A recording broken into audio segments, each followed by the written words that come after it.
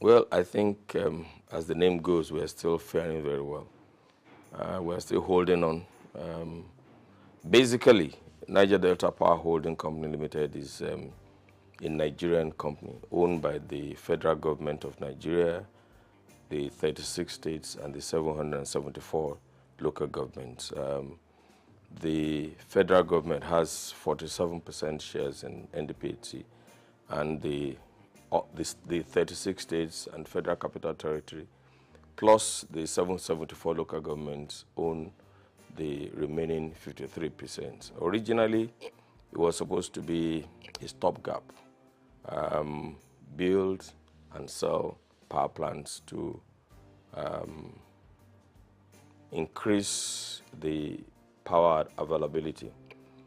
But in the process, as the company moved along, they discovered that if you build power plants, you also have to build complementary transmission networks. And then if you have transmission networks, you will also need the distribution network so that the power can ultimately get to the consumers.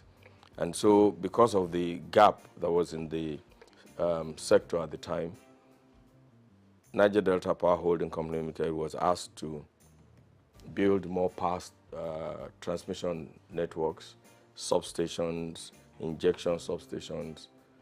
So over time, we had grown into the behemoth that we are today. Principally, we have 8 power plants functioning now, and then 2 are in the process of being completed. So that's what Niger Delta has been. But basically, I can say without any iota of contradiction that Niger Delta Power Holding Company Limited has been able to increase the capacity, the network capacity, by about 50%, and of course the distribution capacity by about 60%. We are capable of producing up to 4,000 megawatts now, but there are still some constraints in the transmission network, which is being addressed by the various arms of government and the various stakeholders in the sector.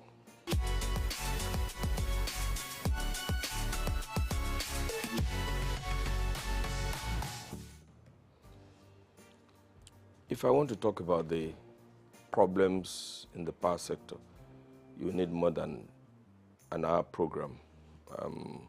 They are multifaceted. And each time solutions are being found, they are not far-reaching enough. For instance, before the enactment of the Electric Power Sector Reform Act, it was thought that the problem was we didn't have enough generation power, and that's what gave rise to the NIPP, which is the National Integrated Power Projects, which was basically to increase the power availability in Nigeria. And there were gaps because at that time, I don't think the solution was holistic enough. I'm talking of during the time of President Olusegun Obasanjo. You remember the National Integrated Power Project was conceived at the time. And it's strange that for the past many years, we are talking about 4,000 megawatts, 4,000. In reality, the available power in Nigeria is about 16,000 megawatts now, between 13,000 and 16,000 megawatts. So you wonder, why are we producing or generating or putting on the grid about 4,800 megawatts? So there's a gap. And the gap is basically the fact that the present network is aged. it's inadequate. There is fragmentation in the sector. You have, as of today, about 26 different bodies in the power sector. And it's a typical Nigerian problem. Once Nigeria identifies a problem, they create another agency to deal with that problem, rather than looking at the problem in the eye and say, oh, this is the problem. And I can give you so many examples. For instance, traffic, which is very basic to everybody. When after the Udoji Award in the early 70s, I think it was in the early 70s, and people had fund to purchase cars, traffic began to grow. Now, instead of taking a holistic attitude and train the police to do what they're supposed to do, expand the road networks, and begin to put a culture of driving properly in the country, we created the yellow fever, the traffic wardens at the time. You remember at the time, traffic warden was separated from the Nigerian police. That's right. And the problem was not solved because the people were still constrained to virtually the same network of roads, more cars on the same network of roads. And then we stopped training drivers. So Federal Road Safety Commission was formed. And of course, I'm sure that you all know that the problem became worse. And now all of the state governments are creating their own variants of the Federal Road Safety Code. An example is LASMA in Lagos. And the people are still on the same roads. You know, so whereas we had 200 cars on a stretch of road, now we have 1,000.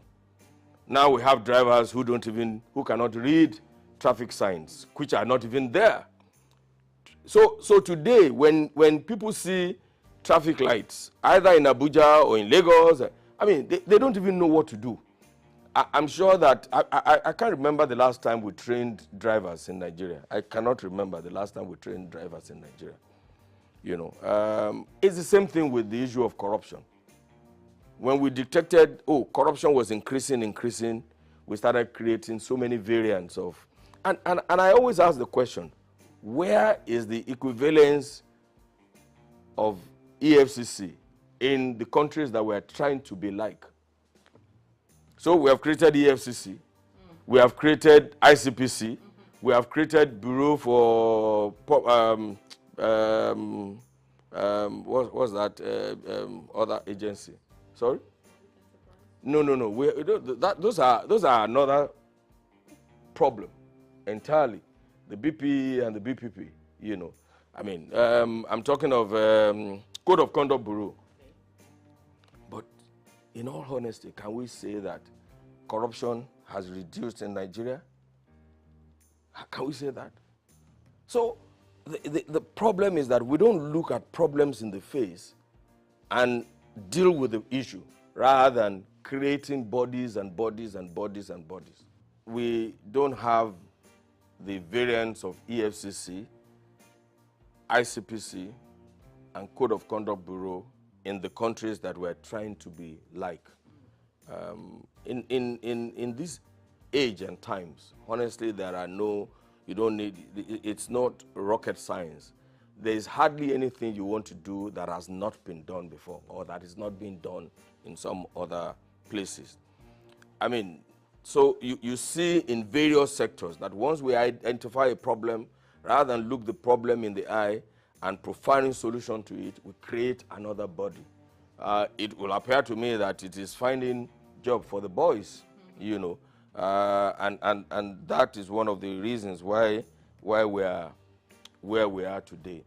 I cannot remember the last time anybody had to do driving tests to obtain a driver's license. I can't remember. In the US, if you want to obtain a driver's license, it's a long process. And I remember My daughter, when she went to the US at the age of 18, I remember when she wanted to go and obtain a driver's license, she called me and said, "Daddy, please pray for me." And I think the first time she went there, she didn't make it. It was one slight error. And eventually, she had to go back, to retake the test. So that's what I see that we're doing wrong. And that has virtually destroyed all the sectors. The power sector is faced with so many problems. I was trying to explain to you, for instance, that the discos have various coverage areas. And if you take them one by one, you will see that some of them are covering a landmass that is bigger than 2, 3, 4 African countries together. Somebody was on my secondary school classmates forum. Somebody was trying to do a comparison between Botswana and Nigeria. And I said, Botswana has 581,000 kilometers, square kilometers. But 70% of that is Kalahari Desert. So effectively, what they have is less than 100 and something thousand kilometers. Nigeria has a vast land. Botswana has a population of 2.5 or 2 point something million. You can't compare that to. There's no basis. There's no basis. And so if they have 1,000 naira, their GDP is likely to be higher than that of Nigeria. Nigeria has 210 million people. Officially? Yes, officially. You can see the population of Lagos. I'm sure that the population of Botswana is not as thick as Surulere alone. I am not trying to give excuses for what we are in Nigeria or how we're doing things badly. But I'm saying that we have a giant problem. We have giant problems in all of the areas. And we need to put our heads together to provide solutions to these problems. You can say that Nigeria is a country in progress. I know that we have enough human resources, we have enough intellectuals to find solutions to our problems. And I'm beginning to see that the government of President Bola Ahmed Tinubu is tackling the problems headlong.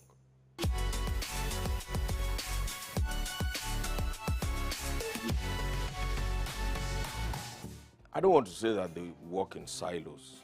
It would not be absolutely correct. I don't want to say that. That would be too negative.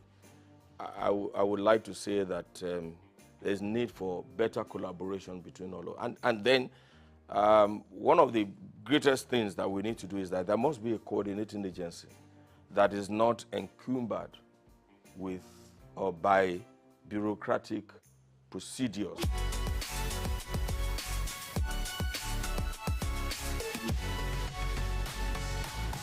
Okay, NEC is supposed to be the regulator in the society. Now, like I said before, if you have a regulator, they must be trained. And we shouldn't be ashamed to train our regulators and to ensure that we have the right people in those positions. But like I said, almost all the agencies in Nigeria, you find a lawyer heading an engineering company. It's not done. And what happens is that I don't want to create a war between professions. But the truth of the matter is that if you are a lawyer and you have you're doing legal consultancy in the sector, that doesn't make you to be chief executive of a purely engineering company. The last time it was an accountant that was in charge of one of the parastatals in the sector, and you know, even now that there's a new government, you see all kinds of people trying to outdo each other here and there. TCN, for instance, is supposed to be in charge of the transmission networks, okay, but you have the independent ISO under them. How is that going to work? I mean, that is supposed to be an independent, and it cannot be under TCN. You know,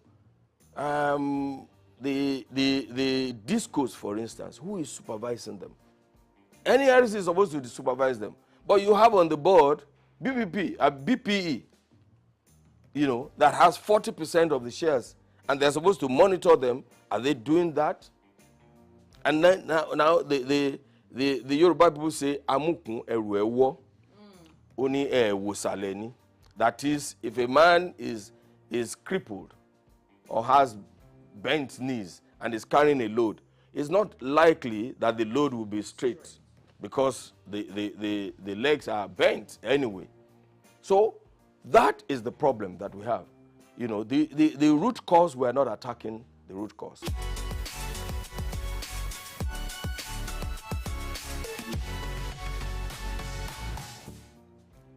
You know, the electricity power sector reform has a transition program. But unfortunately, because we didn't do the privatization properly, we gave it to people who have no financial resources. They borrowed money from the banks to purchase the concession anyway.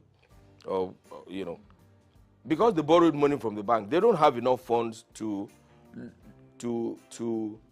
repair the aging facility that they inherited. So that is a problem. Now the bank is on them. The bank lent them money for 5 years, or you know, whereas this is a sector that is, I mean, you need long-term fund. You know, you need to have enough money to lay new cables, replace transformers. Some of these transformers have been there since 1960 something, to replace them. Look, where I come from in Ondo South Central District, we have not had power for up to 15 years now from the national grid. Everybody is an electricity generator company on his own. When we stepped into it to see what was happening, we discovered that the distribution company did not have enough money to repair the damaged distribution networks.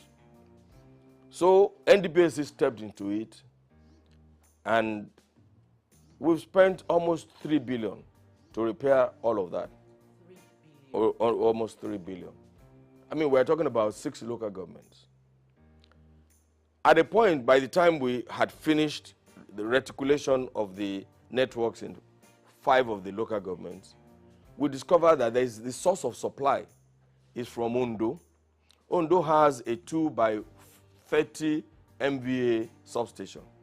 One of that substation is gone. So it means that the distance of almost 100 kilometers from Ondo to Ore and to Ilaje, to Igbokoda area, to Mahin and Co. Just one single 33 kV line is coming from that. So by the time the light gets to Okitipupa, what you have is candle light. It's the same thing we saw in Lafia, for instance. For years, Lafia, even the government house in Lafia, was being operated on generator, because the single line feeding Lafia and the entire Nasarawa state is from Abuja. So that's why we stepped in and built the 330, 132, 33 kV substation, which was commissioned early last year by President Muhammadu Buhari. And you can see the joy in the faces of the people. Now, in Ondo South Senatorial District, for instance, they are the NDDC, not NDPHC, is building a 132 kV substation in Uderinje, which should help to bring power from Omotosho and to that area. But they have been on it for years now. And without the completion of that, there's nothing that can happen in the place. They will still have candlelight. So these are the problems. Now, NDDC is independent of NEC. It's virtually independent of the DISCO. It's independent of but they are doing a good work because they have offered to do, they have identified the problem and they have offered to do it. But who is coordinating these activities to ensure that everybody is working? And you know, one of the things I always complain about is that since this past 6-10 years, for instance, TCN has many of its projects are 85-90% completed. Some of the problems are just way-live that the government should collaborate with the state governments to resolve. But what do you have? A substation is ready in Akure, for instance. A 330 kVA substation is ready in Akure. The transmission line is supposed to come from Oshogbo to Akure, and another transmission line is supposed to come from Benin and drop in Akure. Because of way-live issue along the route from Oshogbo to Akure, that project has been stalled for almost 6 years. So there has to be an organization that is above NEC, that is linked only to the president, that will look at all of these things. I talked about the fragmentation in the sector. You know, look, and let me tell you something. I know that electricity is a commercial venture. Yeah. And when you put your money there, you should be able to recover your investment. However, it's also a social contract between the government and the people. It's a social contract. You know, so if you have such a transmission line, everybody should be involved.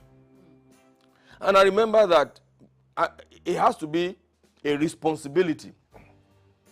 I remember when we were doing a project in Owerri, and because the transformers have been there for a long time, we needed to remove the transformers to a workshop somewhere in Ikorodu there for repairs, so that when they take them back, it can function properly. And we had given authority to the EPC contractor to go and remove the transformer.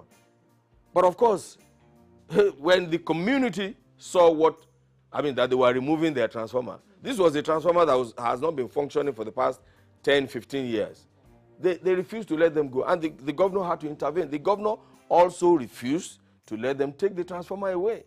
I had to personally intervene with the governor, speak with the governor, write an undertaking before the transformer can be moved to the workshop for repairs. It's not repairs, but you know, they need to change the oil and, you know, make sure it's in good working condition, because it's been on the plinth for 15 years. So there has to be a coordinating agency that is devoid of bureaucratic encumbrance. You know, initially, NDPHC was created from the federation account. The initial seed money for NDPHC was from the federation account. However, since we started producing electricity, let me put it that way, we don't receive subvention from the government. So our revenue is from the sale of electricity, sale of energy to the network and to what we call willing buyers. For instance, you will see that we still, even outside the country, we sell power to countries outside Nigeria. Yeah. So that's how we derive our, but because also we are owned by the 3 tiers of government, we have also embarked on working with the other sectors to improve the networks. For instance, we build distribution. So from the profit that we have, we build distribution networks virtually in all. There is no state in Nigeria that has not felt the impact of NDPHC.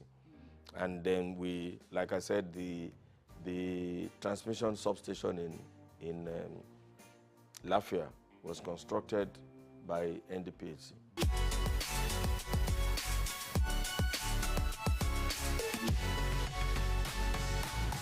It's like LNG. I mean, you cannot. I mean, LNG cannot receive subvention from the federal government anymore. You know, I mean, of course, initially government put in their own investment, and the private sector put in their own investment. I'm hoping that we will move away from this structure in NDPHC. I'm really hoping that we'll and adopt the NLG structure, for instance, and bring in a huge investor to acquire 49% so that we can start operating like an LNG. You know, there's a lot of confusion in the society, you know, and even those even some high government officials don't even know the functions of NDPHC. They don't even know. I mean, we were in a gathering some time ago, and a former minister who claimed to have been a part of the conception of NDPHC was annoyed when somebody threw a question at him, and he said, "What are you talking about? I don't have power in my house, and you guys are sitting down there." And I had to lecture him and say, "Hey, I'm not supposed to put power in your house. I'm just a businessman, you know, in the sector, producing oil, I mean, producing power, electricity, like every other person, like, what's the name of Elumelu's Transcorp Power, and selling it. That's all we are."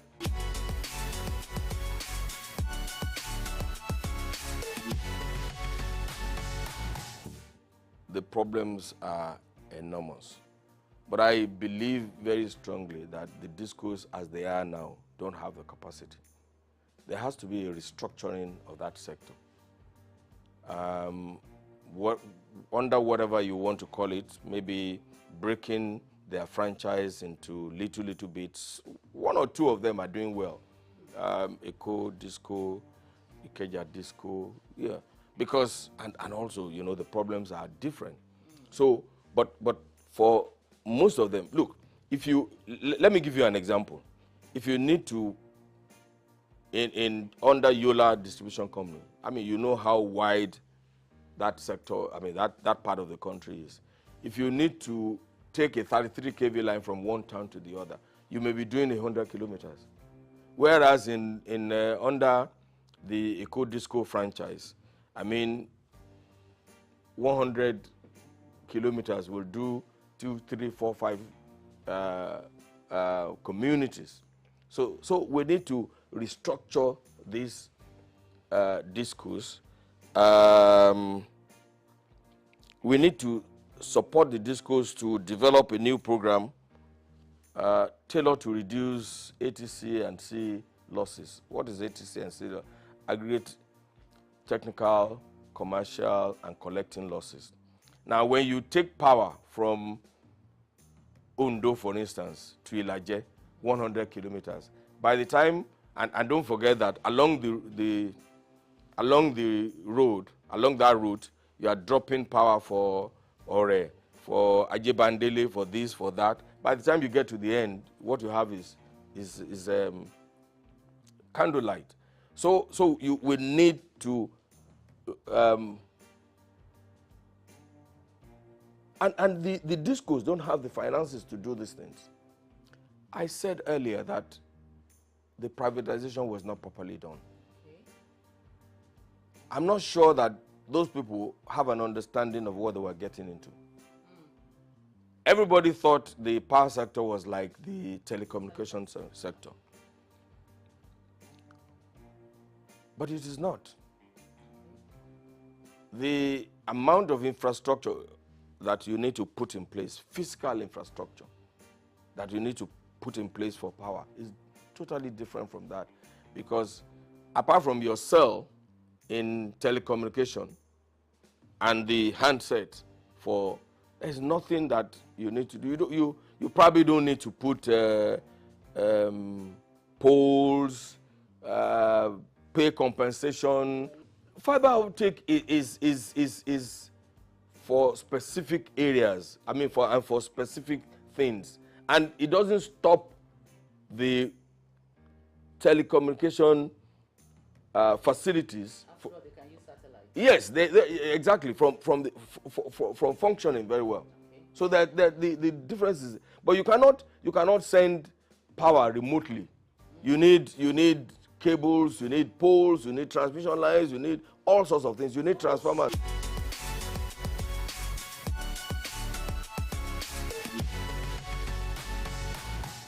The discos should be responsible for them. But when they don't have the fund, what do? You can see that many of them, about 7 of them, are under receivership now. Some sort of receivership or the other. You can see. Because they borrowed money from the banks and they were not able to pay back within the time they thought, I mean, they were going to be able to pay back. They were taking over.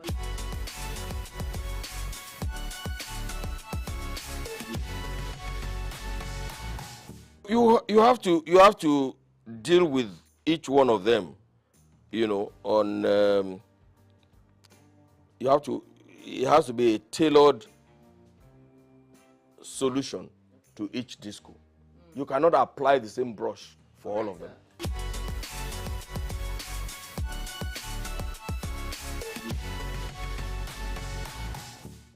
Well, the truth of the matter is that at some point there will be increase in tariff. However, this is not the time for it. I mean, Nigeria, I mean, we are doing a lot of reforms now. The removal of the subsidy has increased the cost of living in Nigeria.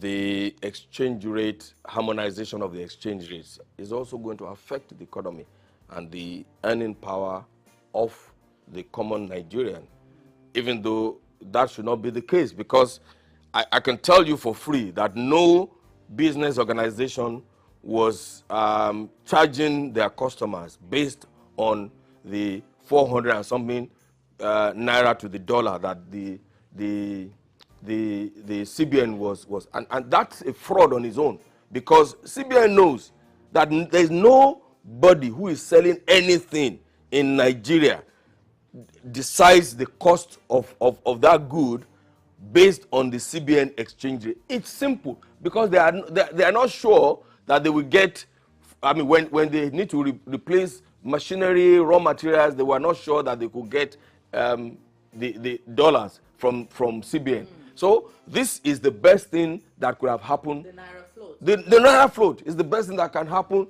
to our nation, Nigeria.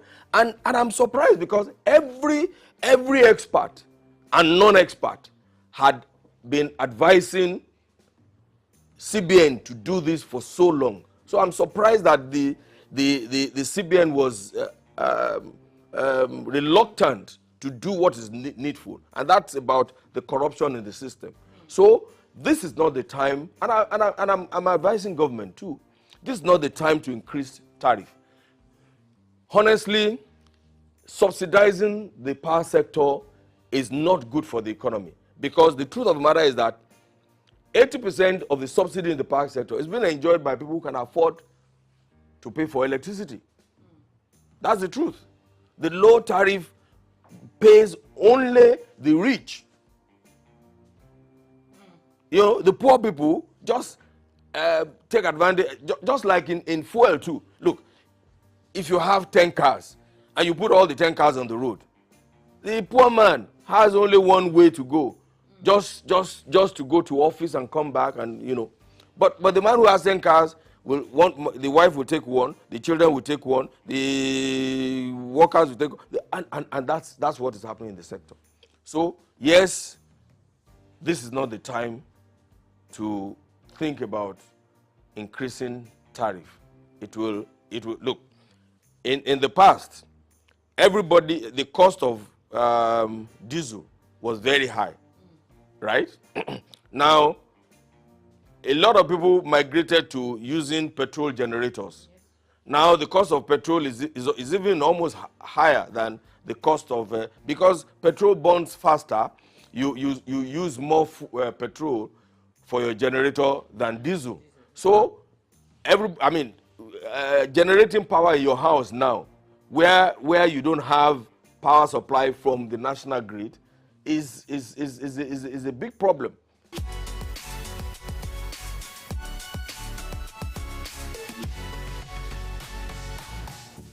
No, there is no doubt in my mind that we need to migrate to prepaid meter. I mean, not only intelligent meters, Okay. so that when we have intelligent meters, nobody can manipulate their consumption. You know, if you go to some hotels in the past, all of the heavy duty consuming equipment, their laundry, their air conditioners are connected directly, or they bypass the meters, you know. But if you have intelligent networks, that cannot happen because it will be discovered and then you will be dealt with appropriately.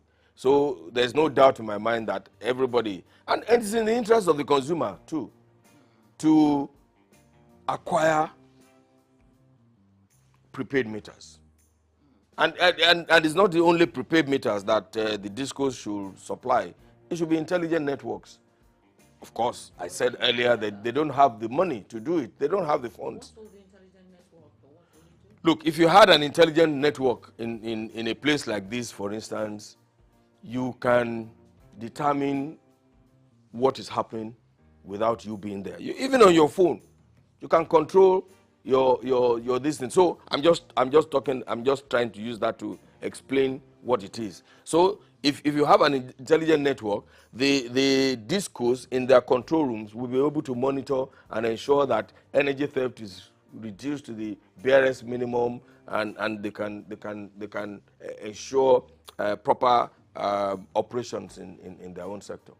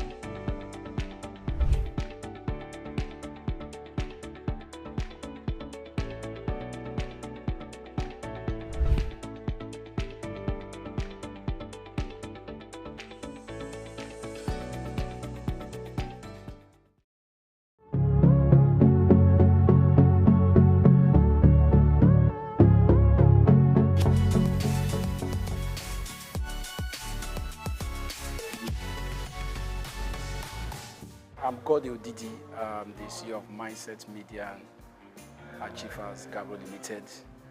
Mindset Media is all about celebrating people from nobody to somebody. We celebrate excellence, we celebrate innovation, we're also celebrating networking people from one part of the country to another.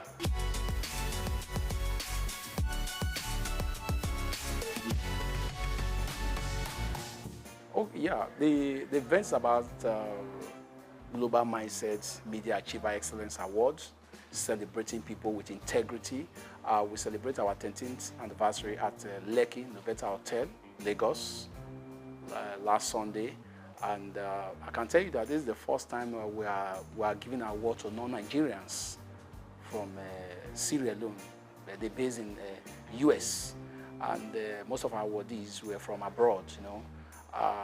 This is the first time we did that, and this event was so fantastic that, you know what boss said, it's beyond me, because the crowd we were expecting 150 guests, but we had over 250 guests. The hall we wanted to use is not the hall we wanted to use, but God did it one way. We used a hall of 1.2 million naira, where at least the 1,000 capacity could reach everybody, and everybody were so happy. The mindset I was about being inspired by God. I started from Ajegule to Festac. Actually, we started from a church venue because we cannot afford a venue then. That was 2011. But consistency, determination, perseverance took us to where we are. We have been doing the program at Festac. In 2001, I just made a prophetic statement that I'm taking this program out of Festac to Lekki. One of the guests that came and one of the awardees told me, said, that November, he reminded me, December, said, what you said, you have to fulfill it. And last year we did it, but I can tell you this year was fantastic, because I've received calls all over the world. People are telling me that this program is beyond. Even people are now beginning to nominate. As I'm telling you now, we have already have people nominating for the next award. So the program is all about networking. I did something again that day. Everybody in that program, like what Mindset Media, everybody is equal, whether you are rich, you are poor. We had our guests, and I told them publicly that everybody should network. Everybody should collect each person's number to network. Tell them your business. Even my team, I advertise them what you are doing for a living, so that people can contact you. So Mindset Media is about connecting people, their businesses, anything they are doing, but they must be credible, they must have integrity, they must have professionalism.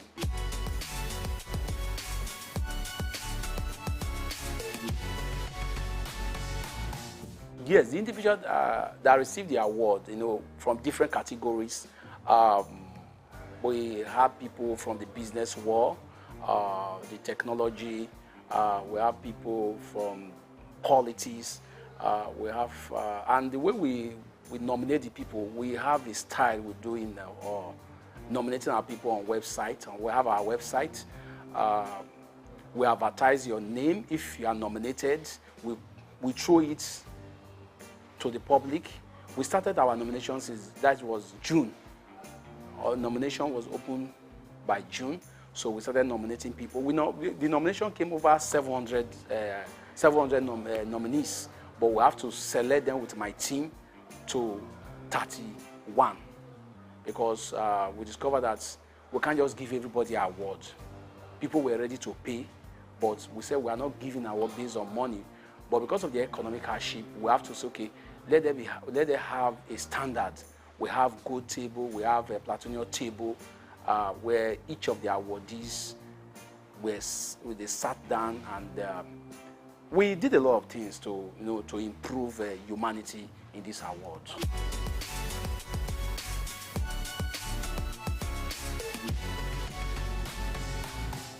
Oh, this award this year, I'm very flabbergasted. Let me use that.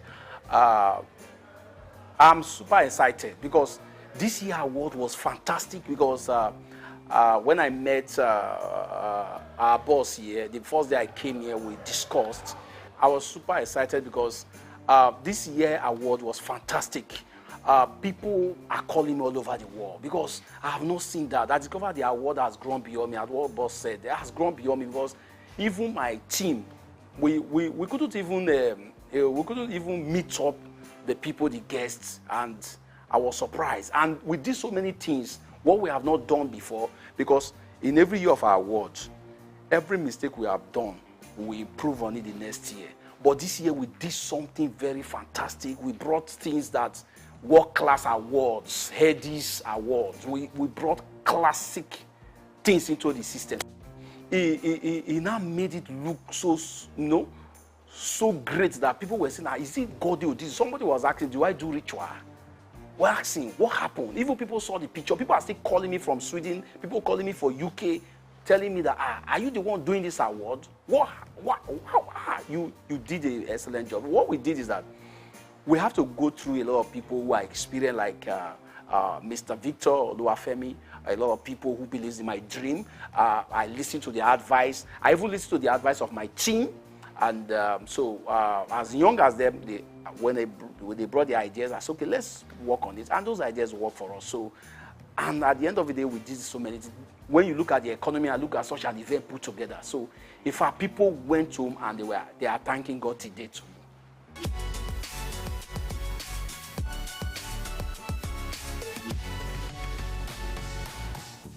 You see, it's a very big problem in Nigeria, searching for a good leader.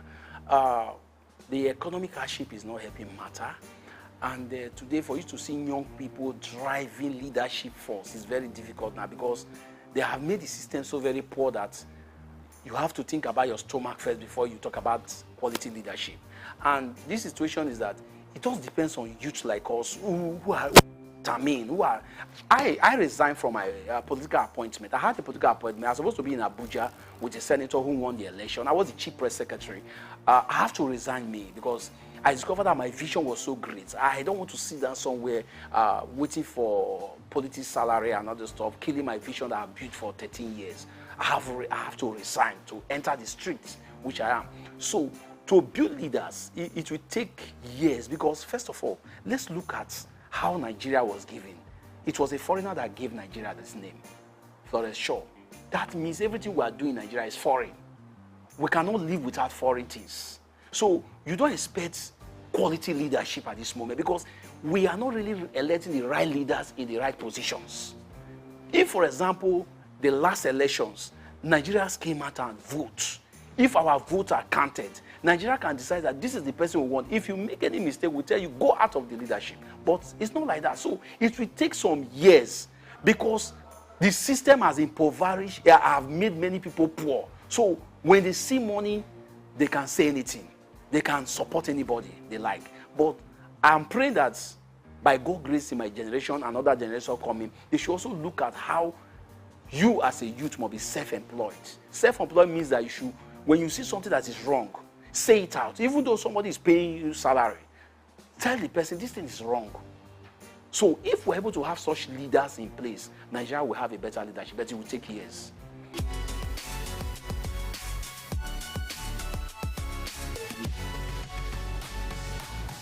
First of all, you must be educationally equipped. The level we are now, we're in the social media era. Social media can teach you good, bad, ugly, and so on. You can expose yourself to many training, skills. The reason why our youth remain where we are not ready to learn. We know it all. We have a lot of youth. At this age, I've written over 14 books. And this time around, my books sold so much in this the program where people want to read. I was surprised that Nigerians are still reading, despite the hardship. So people want to read. People want to learn. People want new things. So I'm advising the youth now, try to be self-independent. Have integrity. Build yourself for tomorrow. Don't allow any political leader to take you unaware. So if we can build ourselves, I'm telling you, the future is bright for the youth.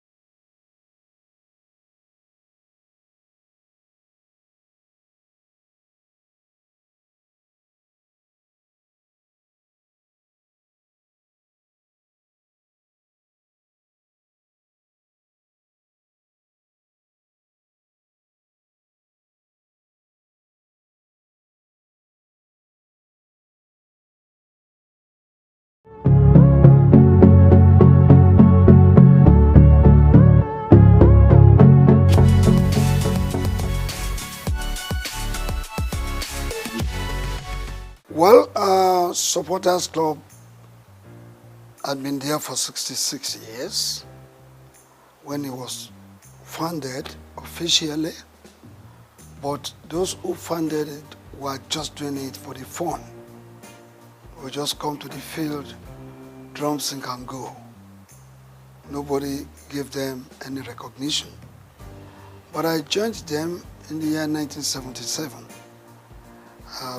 Well, I paid 2 naira to join. And how did I join? It was because of an incident that happened at the National Stadium. The Shooting Stars of Ibadan and the Bendel Insurance of Benin were playing the semi-final of the FA competition that year. And I had to go to enter the stadium. I paid 4 naira to watch the game. But while entering the stadium, the whole place was filled. And when I got inside, there was no place for me to sit down. So many of us were standing. Out there, people outside the gate of the stadium, there were more than the people right inside. So as at a point in time, while standing, some people just took me off ground and threw me into the crowd. And I started rolling until I landed on the culvert, concrete. Concrete slab. Before I knew it, over 50 people were on my top. And I could no longer breathe. So to me that day, it appeared I was going to die. But through the grace of God, I was able to wriggle out myself of that position. And the man directly on top of me had to leave, because what I did was by biting him. And I had to struggle to go under the concrete slab. And I was right there for the first half of the game, 45 minutes. I was right there under the concrete slab. I couldn't watch the game. It was the breeze that was coming from the outer part of the stadium that saved the situation. After the first half, you know, people will get up to go to the toilets, to go and buy drinks and meet their friends. I had the opportunity of coming out, and a good Samaritan gave me a small place to sit. Even at that, I was very unconscious. I was not comfortable. But the game ended. It was a drawn game. When the game ended, everybody left the stadium. But because I wasn't very comfortable, I had to wait in the stadium for like an hour and a half before I left. So when I left and I got home, 9 p.m. network news, breaking news. 32 people died in the stadium that day. And that, the thought came to me. I probably could have been one of them. But I thank God. That was what informed my decision to say, I will not go to the stadium again until I have the best way to go into the stadium without being killed, maimed, or injured. And I decided to move with those people, and I joined them. But then we were just doing it. Maybe 20 of us, 15, 30 of us, we meet under the trees of the National Stadium, and we go home. And since that period, immediately I became a member. I introduced what they call flag bearing. When from 1977 to 1990, every Nigerian team that came out of the tunnel or goes out there outside Nigeria to play, you will see the Nigerian green, white, green flag being carried by one person. It's me. I did that flag bearing for 13 whole years. Whenever the team is played, I will be there with them, whether it's the Super Eagles, the under 20, the under 23, the Falcons, and the rest, all our national teams. Even our club sides going out to play Continental. When you see the green, white, green of Nigeria, I used to be the one carrying that flag. So I was with them, and I rose within the ranks from being an assistant secretary to becoming the national secretary and also the chairman of the disciplinary panel of the Nigerian Football Supporters Club. And by 1990, I was voted to be the chairman. That was when the thoughts of registering the club came. So when you hear that the Nigerian Football Supporters Club founder officially, because of its registration, I did the registration. Registering the club, I moved it from Lagos to Ibadan, Oyo State. I'm an Ibadan man. Charity begins at home, they say. So I went to Ibadan. From Ibadan, I moved to Bauchi. I moved to Abuja, Kano, Port Harcourt, all the states of the Federation. By 1992, I went to Cote d'Ivoire, in Abidjan precisely, to launch the Supporters Club. I went there physically, bringing the Nigerians together, those living in Abidjan. I formed the Supporters Club and launched it officially. I left that place, I went to Ghana. I launched it in Ghana. Leaving Ghana, I went to Gambia. I went to Burkina Faso. I went to Mali.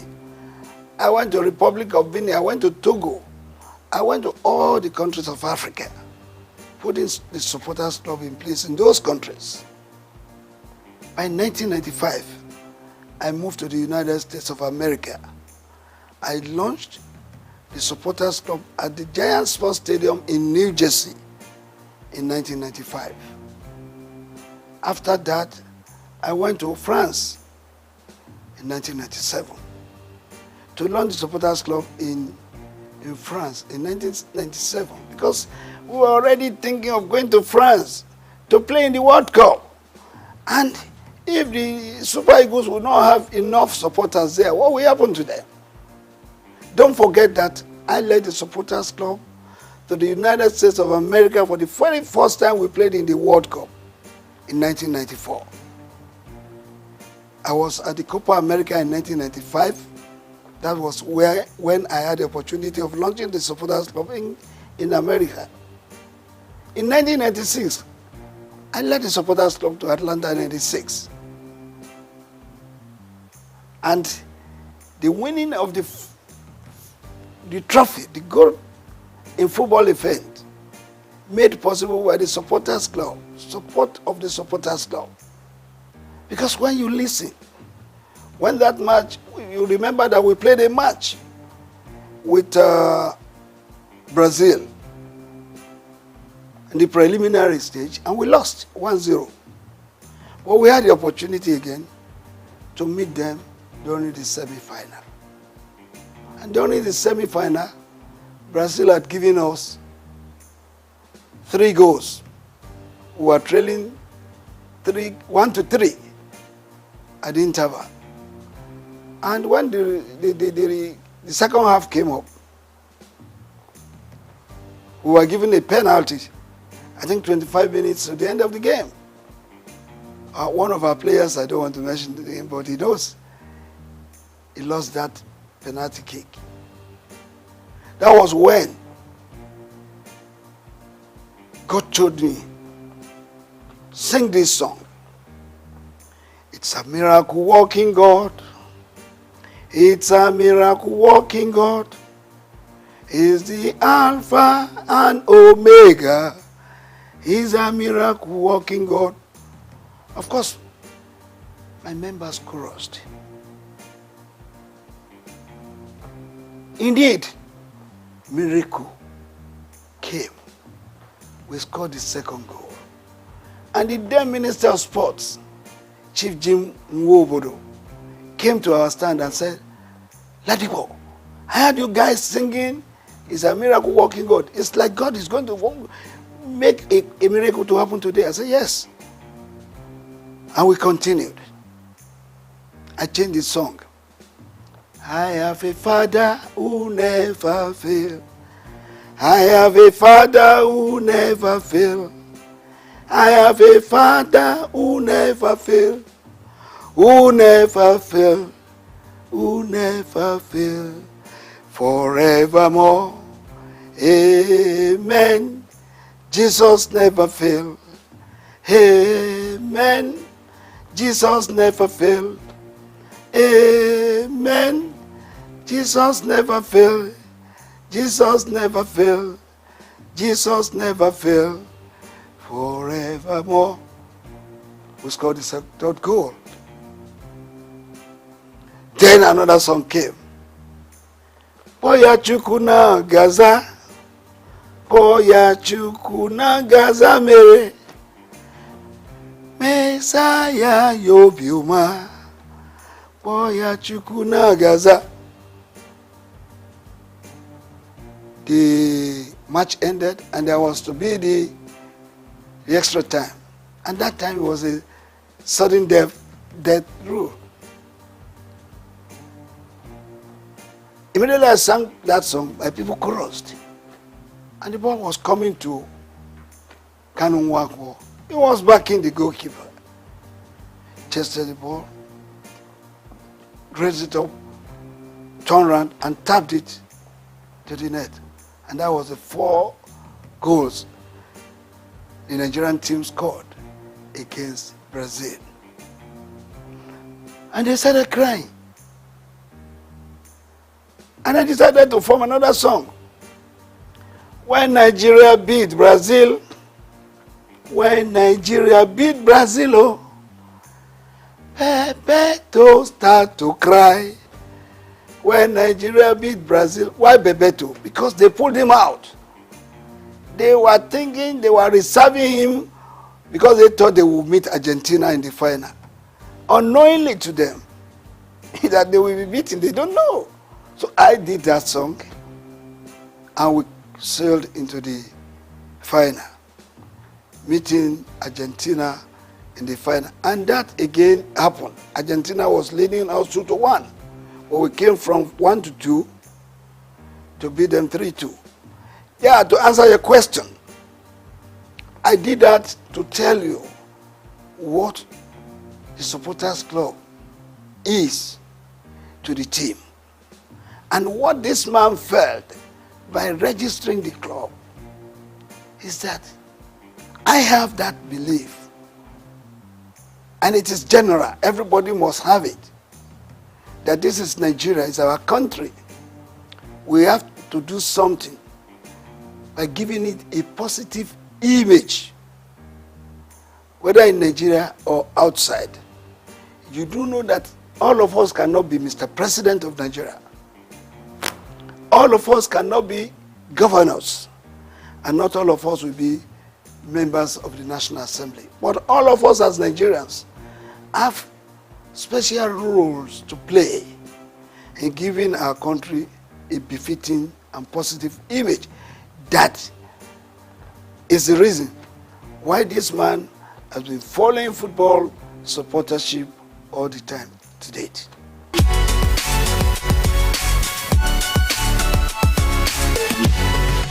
Well, I want to tell you, like I said earlier on, the grace of God has been the secret. The other secret is that my members, I get them reoriented to believe in my vision. All of them supports what I was doing. They all love this country. They want to contribute their own to the good name of Nigeria. That has been the secret. And don't forget, any member of the supporters club should be referred to as a patron par excellence, because they are not paid. They are not given any allowance. They use their time, their money, even at the risk of their lives, to support the cause of Nigeria through supportership. Well, majorly, it is funding. The challenges is funding, because if you have to support the team, yes, they are playing in Lagos, you may not spend much money. But when they are playing in Enugu, they are playing in Uyo, they are playing in Abuja, you need money, no matter how. But come to think of you traveling with 100, 200, 300, 600 supporters outside Nigeria. They will not go by road. They will go by air. It's a lot of money that we need in running the supporters club. So our main challenges has been that of funding. But I can assure you that God has been good to us. We have had some philanthropists, some organizations who have come to assist us by way of supporting us, giving us a lot of money. And if you will not mind, I will have to put it on record that the very first company that supported Supporters Club was Coca-Cola. Coca-Cola did it for 2 years. They could no longer do it. Then, for 1 year, MTN did it. They could no longer sustain it. Well, later we got Globacom. Dr. Mike Adenuga Jr. has been the brain, the backbone, the sponsor, and the financier of the Supporters Club for several years, doling out millions from 50 to 60 to 100 million of naira, and even in dollars. So that has been the way, that has been how we have been able to surmount it. We have some philanthropists. We have Taiwo Afolabi, who has always supported us whenever we are going out. I remember Alhaji Aliko Dangote in 1996. He supported us, and some other Nigerians too. Esther Ajayi, when we were going to Russia 2018, I went to this woman and I told her our problems. The second day, she was able to give us 20 million. I went to meet the then governor of Lagos State,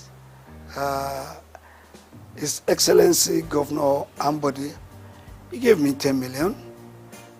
The club, not me per se, he gave the club.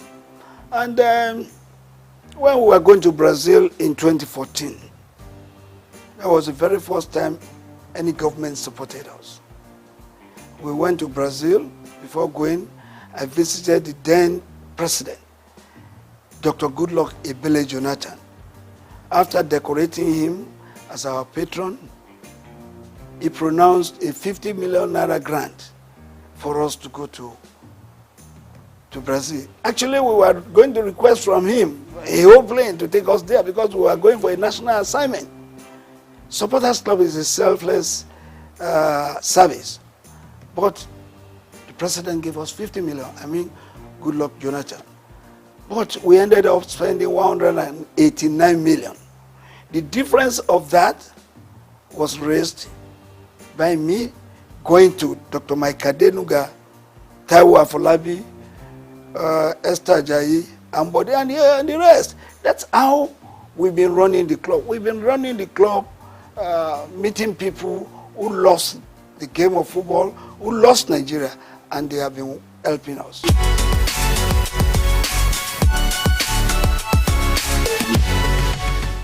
Well, very, very unfortunate. It's a story I hate to be talking about all the time because I've said many things about it more than 100 times. Supporters Club had been there for several years. And Dr. Rafiu Ladipo was the national chairman for just 10 years, from 1990 to 2000. I left that position in 2000. And then somebody else became the national chairman. And that was Alhaji Waidi and Relay Yusuf, who was the chairman for 8 good years. After him, there was Otumba Olatunde Bashorun. He was there for 4 years. And there came a time when one Mr. Vincent Okumagba acted in that capacity for 3.5 years. And there was one little mistake, misunderstanding, because people will not want to wait for their time. And all I told them is, please go through an election. Anybody who would not want to go through an election is not supposed to be on that chair of the national chairman. That's what came up. And the then NFF believed that there could be 20 arms of supporters clubs in Nigeria. It could even run to 100 units. But this is unhealthy. You cannot have a situation where your team is playing right on the field and you have different corners where you have the Nigerian supporters scattered all over the field, singing in different voices. It's not good.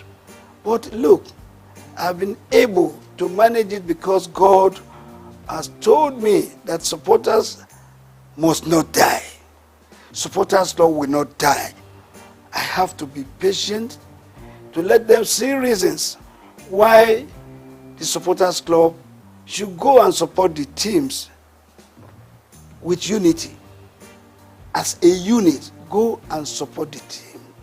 But if you have funded your own, maybe you have registered your own, you have your own office, you can stay in your office. Manage your office the way you want to manage it. But when it becomes a national assignment, you are going out to represent Nigeria. All of us as supporters must come together to support Nigeria as a group supporting one team. Not when you have some people in angle 90, some people in angle 180, some people in angle 360, some people in angle 60, supporting one team. It does not augur well. There's nothing you are going to achieve from this. I remember when we were in Russia, and my members have gone in. I normally wait for all of them to go in before I will finally go in.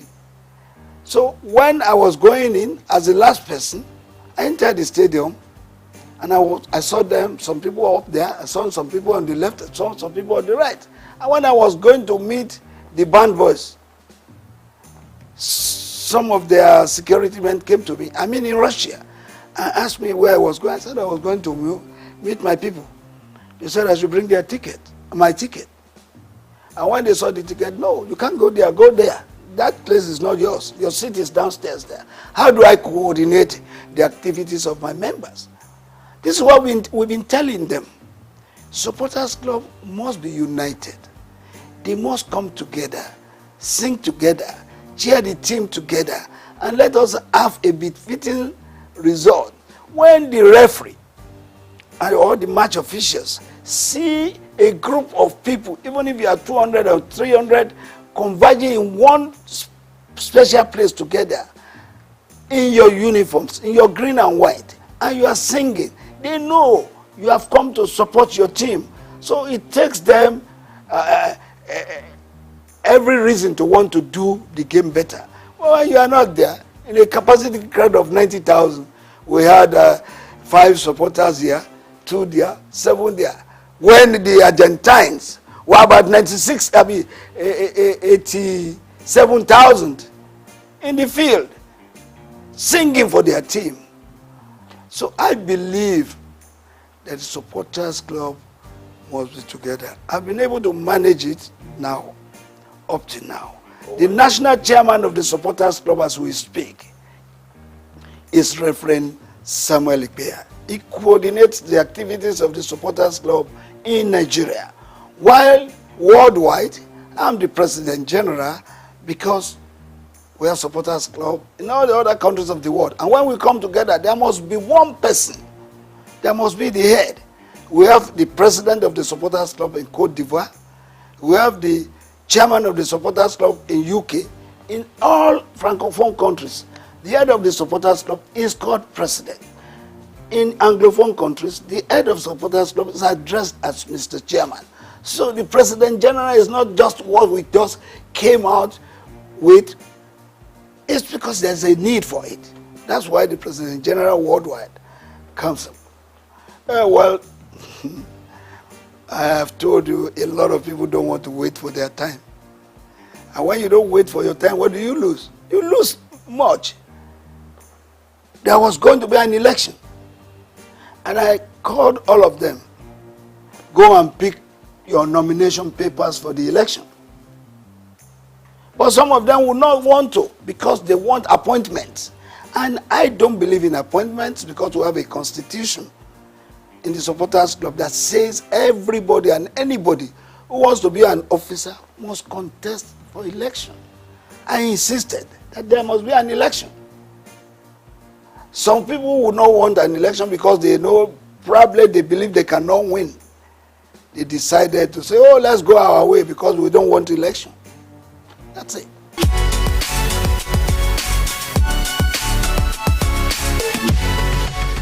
Before now, up to about 8 years, 10 years ago, the Super Eagles were really super. But in the last 8 years, we have not been there. We have not been doing well. Don't forget that in 1994, Nigeria's team, the Super Eagles, were judged to be the 5th best in the world. What is our ranking now? 37th in the world. Even in Africa, what is our ranking? So the Eagles of the last 8, 9 years ago, no, they have not done well at all. I want anybody to tell me what did we win in the last 8, 9 years. Don't forget that in 1980, we won the Cup of Nations right here at the National Stadium. In 1994, we were in Tunisia. We won it. In 2013, we were in South Africa. We won the Cup of Nations. In 1996, we won the Atlanta Olympics. Since then, what can we point to that we have won?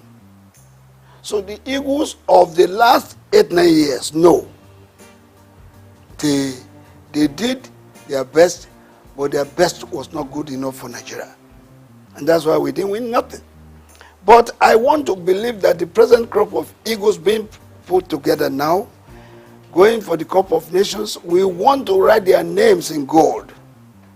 And if that is so, it means they have to put in their best to see that going to Côte d'Ivoire 2024 will not just be going there to make a number. We're going there to give a very good account of ourselves. Who says it is not possible for Nigeria to win the Cup of Nations again? It is possible. But it takes a determined group of people as players who wants to write their names in gold to do that. When you are rating the coach, a coach is as good as his last match. Pasero was employed, he was given a target, and the NFF has the power to either sack or renew his contract. I think according to them, maybe he has performed according to what they want.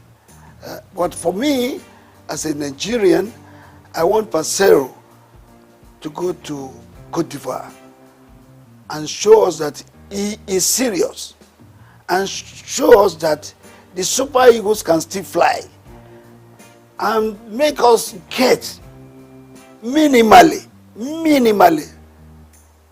play in the semi-final of the Cup of Nations. Anything short of that, no.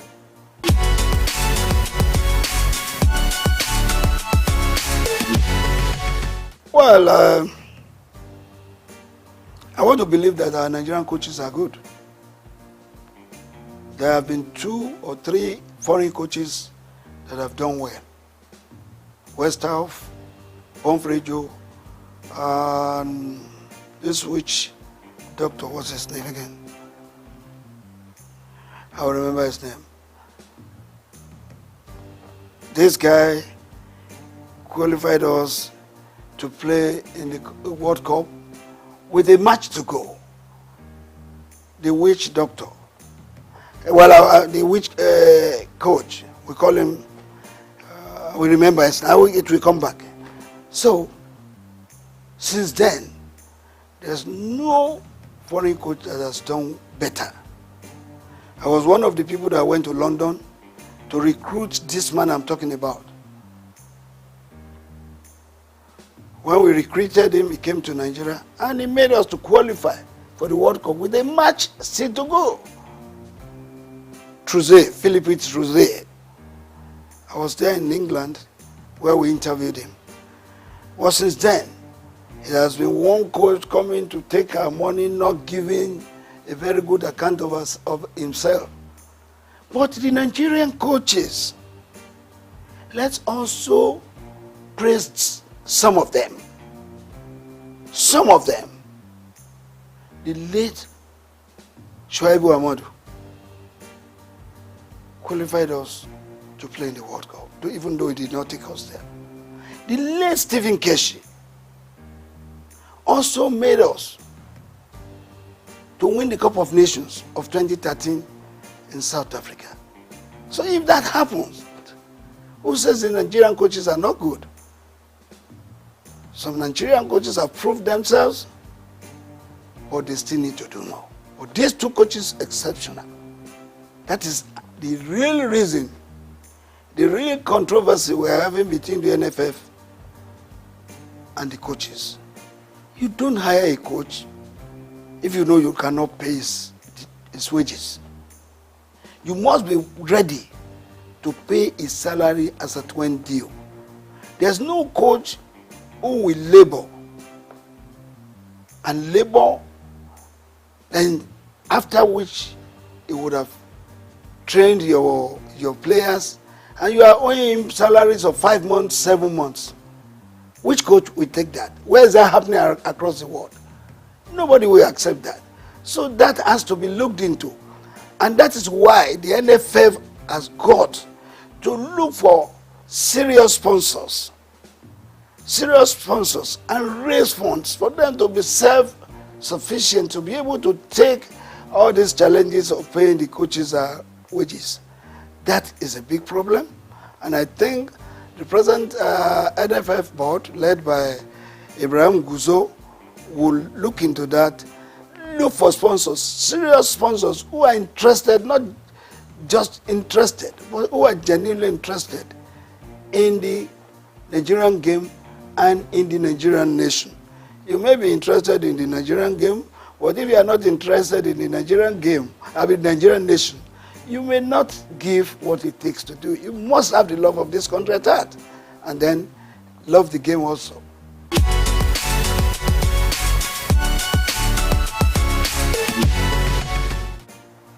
In the last 15, 10, 8 years, our boxing went down. In the last 5 years to today, our boxing has come up. I am the president of the Nigerian Boxing Board of Control, and I confirm to you that every week now we have a boxing championship. We had one last week. Tomorrow we will have one in Abuja. When I come back the following week, there's another one. We have promoters now promoting our boxing events. And our boxers are now earning big money other than what they were earning before. In those days, they were earning 20, 30,000. They go on the ring, they hit them, they shed blood, and they sweat. What do they earn? But since the last 3, 4 years, our boxers have been earning big money. Some of them earning millions. Some of them traveling abroad to earn $5,000, $10,000. And that is made possible because we have a group of people in the Nigerian Boxing Board of Control who respects each other, who respect the boxers, who respects the coaches, and who respects the promoters. Take, for instance, I'm sorry to mention, Go TV. Go TV night every day. They've had about 29 Go TV sessions. You know what that means? Go TV for every boxing fight. They don't spend less than 20 million. They even spend more. And our boxing now is being watched all over the world, if not just Africa.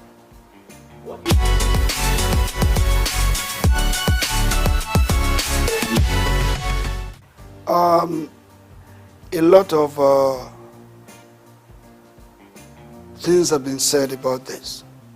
We have sent memos, we have sent advice, we have met with the people in charge severally.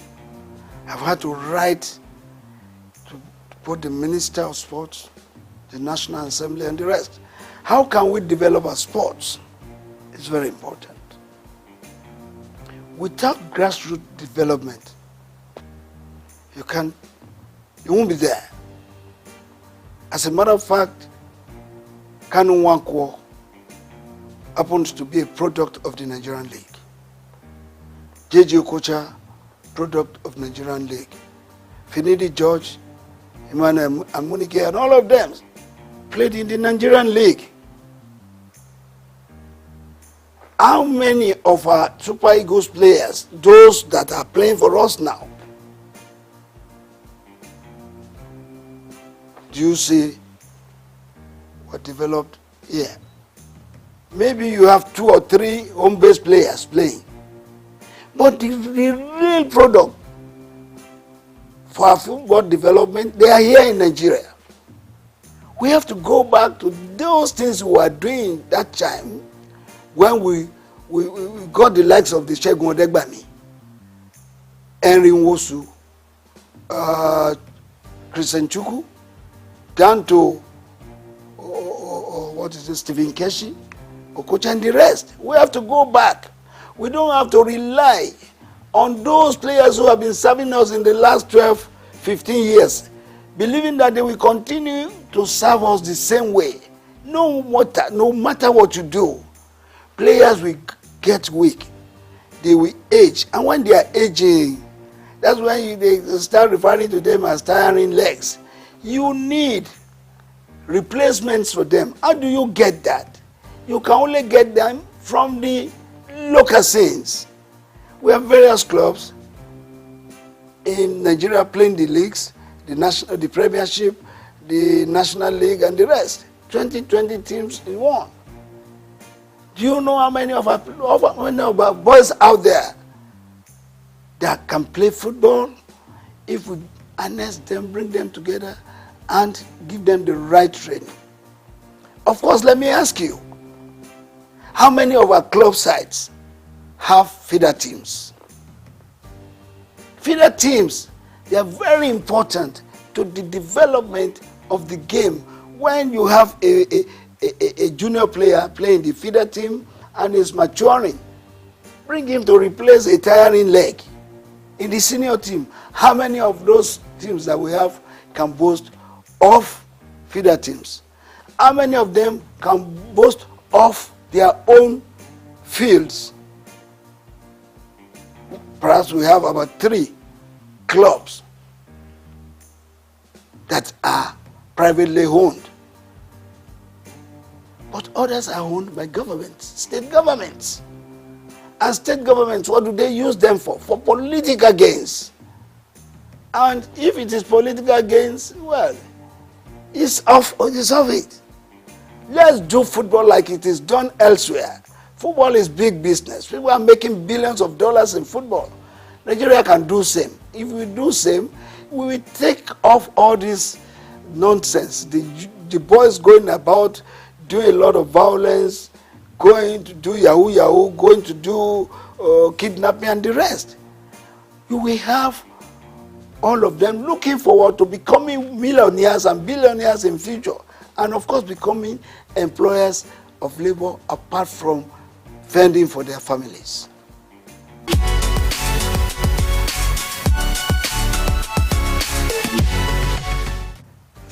Above 50 football. Yeah, it's above 50. I'm the chairman worldwide for that. And my president is Ambassador Edward Olutoke, who has given his support, his finances to be able to do this game. The thing is this: if you have played football, you have played up to the level that you are about 40, and you are no longer playing, you are no longer doing what you know how best to do, you now go and sit down, not doing nothing. Boredom sets in. And within that period, rather than getting fit, you are aging. Some of them developing sickness, various sicknesses that they ought not to have. But because they were no longer doing what they know how best to do, they sit down. So the concept is bringing them back.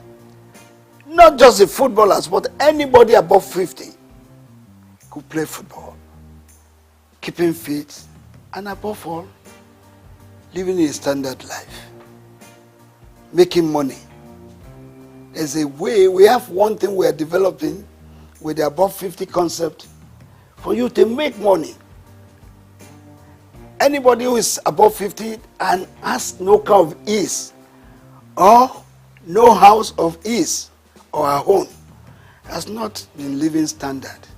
So above 50 concept is not just to play football alone, but to help you to keep fit, to keep you healthy, and make you to live standard life and make money.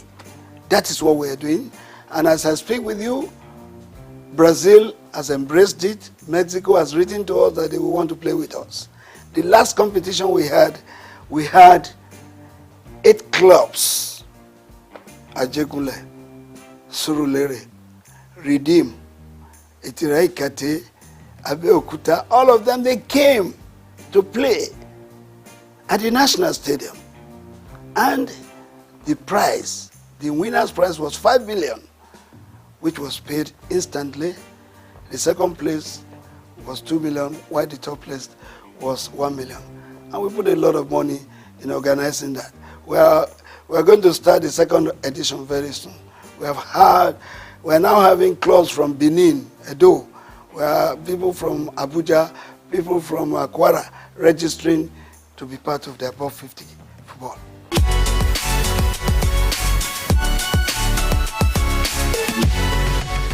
How much do they put into sports?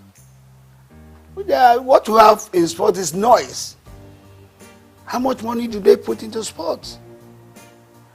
They need more money to run sports, particularly the development of the sports, not just taking part in competitions. Because if you have to develop sports, it takes a lot of money. And all those successful countries doing sports, it's because they have put money into its development. So government has got to put more money into the development of sports. Fantastic women. They've done us proud severally, having been champions of Africa for 9 times. I don't think any country in Africa can boast of that. But beyond that, we should also realize that these ladies, they are getting old. Some of them are 40, 38, 36, down the ladder. You need replacements for them. That is why we are asking that we should put more money. We should put more focus in the development of sports, both male and female. I think with what the female national team has done for Nigeria, we owe it a duty to put more money into the development of female football.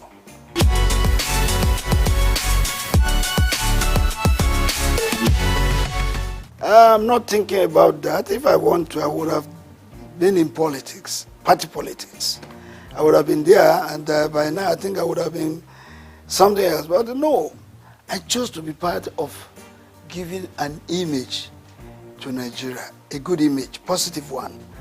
Take, for instance, if you go out of the country, you get to the entry point of any country, and you speak of our sports. They give you a wide latitude for you to go in. Well, you say when you get there, you speak sports. They ask you, where's Kanu? Where's Okocha? Where's Finidi? Where's Amokachi?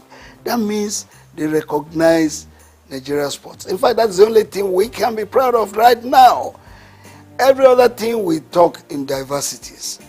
But when it comes to sports, every one of us were together. If the Nigerian team is playing and a Christian has to pray, and he say, I pray that the Super Eagles wins today's match. In Jesus' name I pray. Even the Muslim will say amen. So together in sports, where in this country, football and sports is a leveler, particularly football.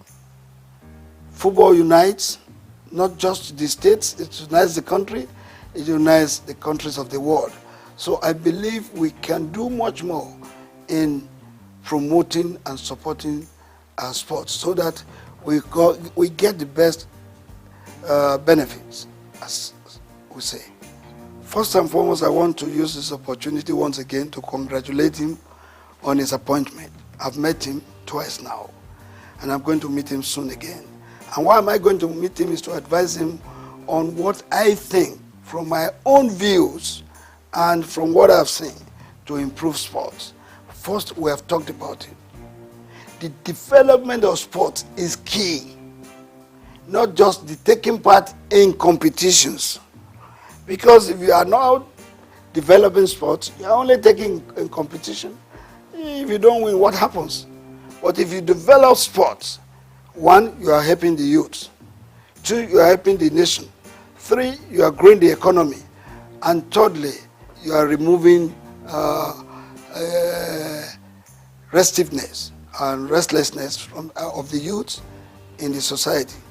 I want us to advise the minister to key into the development of sports from the grassroots. Let's go back to the schools. Let's go back to the rural areas. Football is played everywhere. Go under the bridges, you see people playing football. Let the minister put in place, through the NFM, a consortium of coaches that will go to these schools, that will go to these corners. Everywhere in Nigeria, you have talents that can be helped, sponsored and nurtured to stardom. Once we do that, our sports will improve. And let the minister put his feet there on ground and say, every club that is playing in the Premiership and the National League must have their feeder teams, must have their own fields and other infrastructures to make them develop sports. Thank you very much. I want to pray for this organization to continue to thrive, to continue to blossom in making money, because without money, this kind of things that I hear cannot be sustained. So God will grow you the more, and your business will continue to flourish.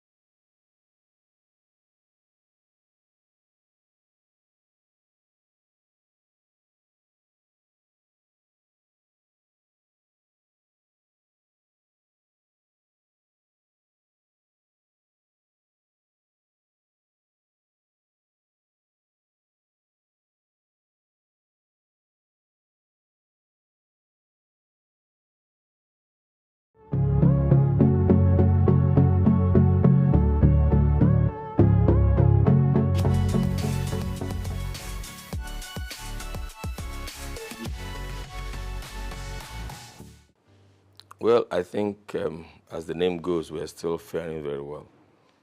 We're still holding on. Basically, Niger Delta Power Holding Company Limited is a Nigerian company owned by the federal government of Nigeria, the 36 states, and the 774 local governments. The federal government has 47% shares in NDPHC, and the 36 states and federal capital territory, plus the 774 local governments, own the remaining 53%. Originally, it was supposed to be a stopgap, build and sell power plants to increase the power availability. But in the process, as the company moved along, they discovered that if you build power plants, you also have to build complementary transmission networks. And then if you have transmission networks, you will also need the distribution network so that the power can ultimately get to the consumers. And so because of the gap that was in the sector at the time, Niger Delta Power Holding Company Limited was asked to build more power transmission networks, substations, injection substations. So over time, we had grown into the behemoth that we are today. Principally, we have 8 power plants functioning now, and then 2 are in the process of being completed. So that's what Niger Delta has been. But basically, I can say without any iota of contradiction that Niger Delta Power Holding Company Limited has been able to increase the capacity, the network capacity, by about 50%, and of course the distribution capacity by about 60%. We are capable of producing up to 4,000 megawatts now, but there are still some constraints in the transmission network, which is being addressed by the various arms of government and the various stakeholders in the sector.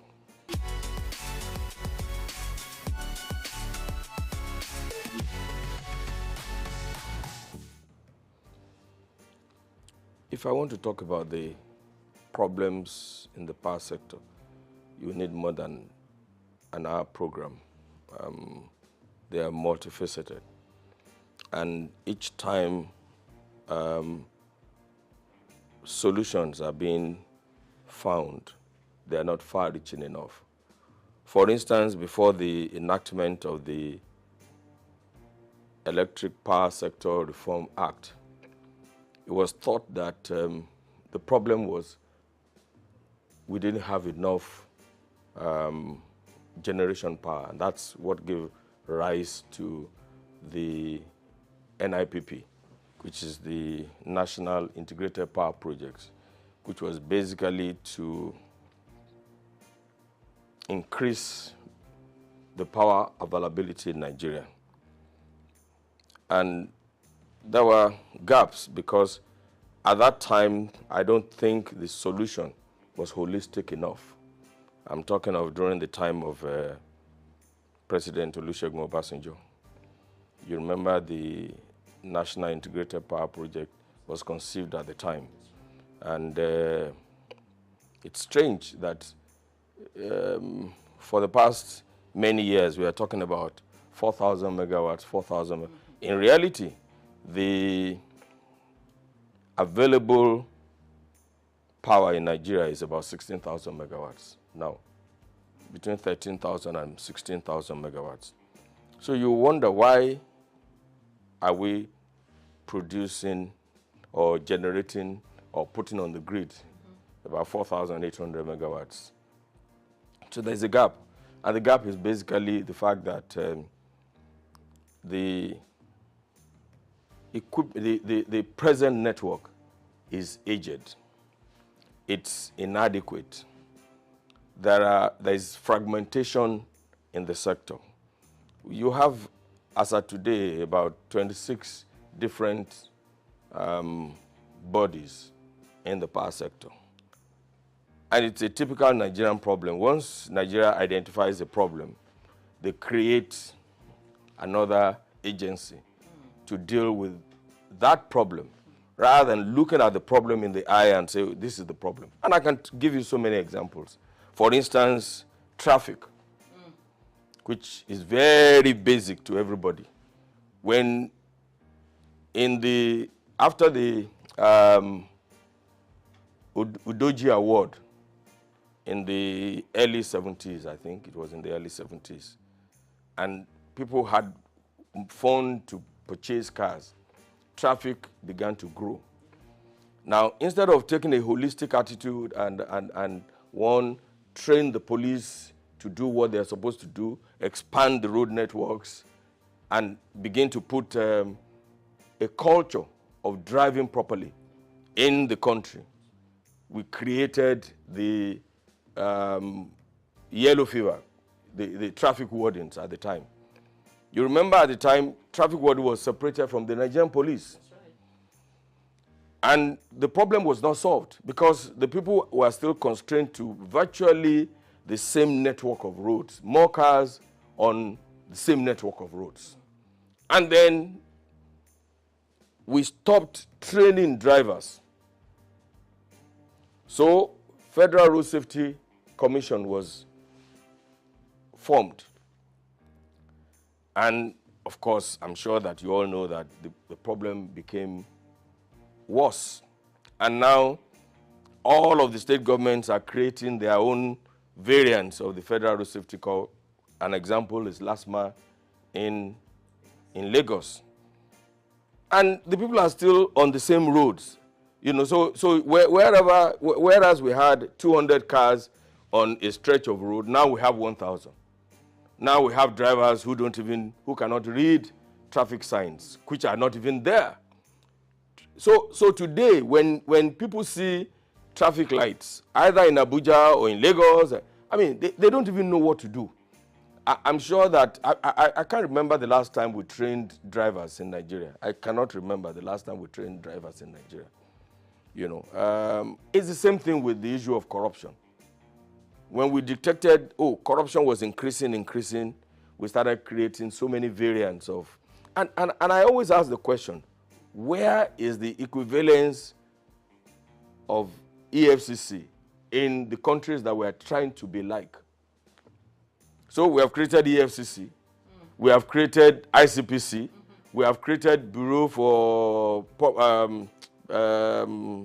what's that other agency? Sorry? No. Those are another problem entirely. The BP and the BPP, you know.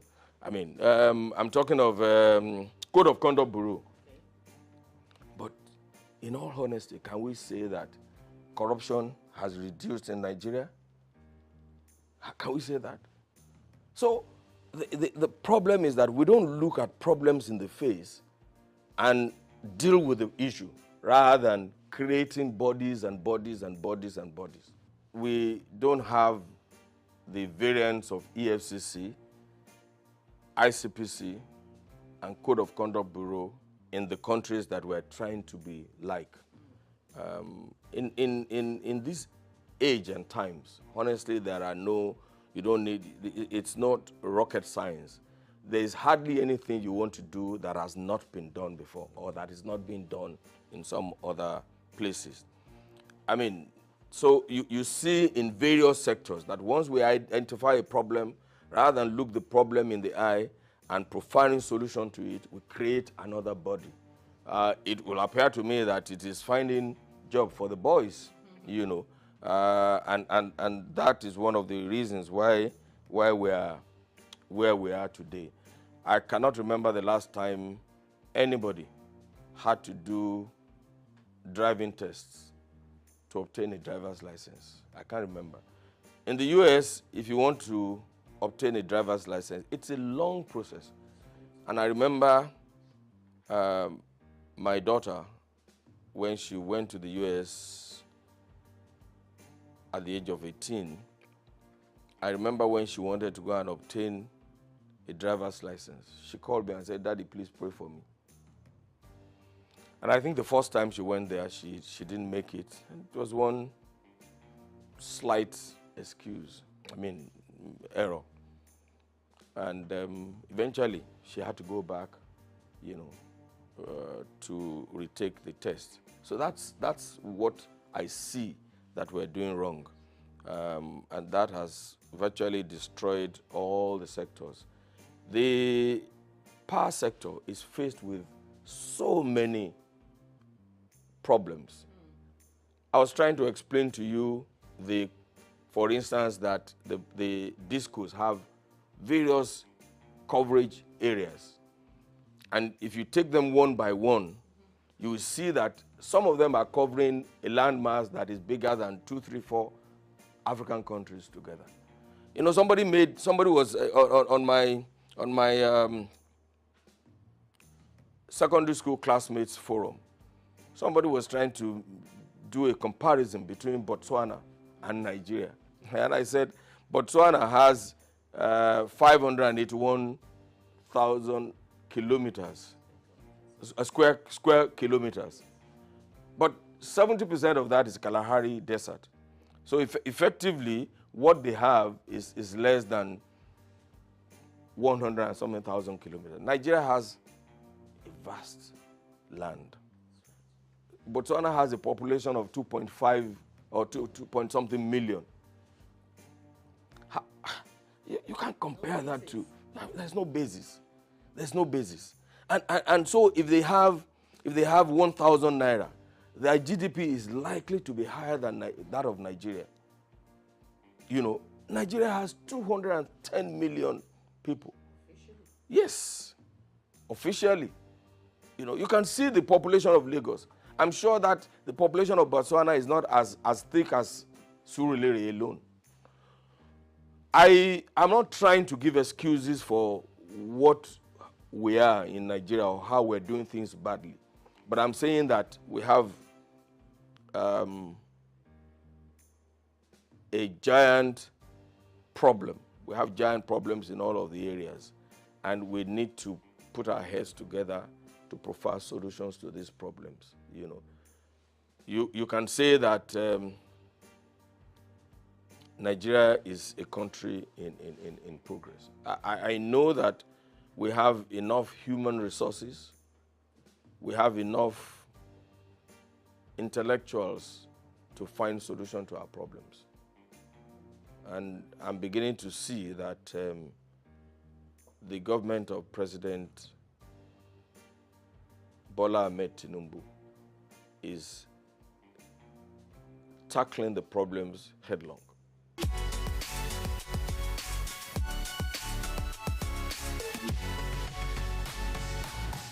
I don't want to say that they work in silos. It would not be absolutely correct. I don't want to say that. That would be too negative.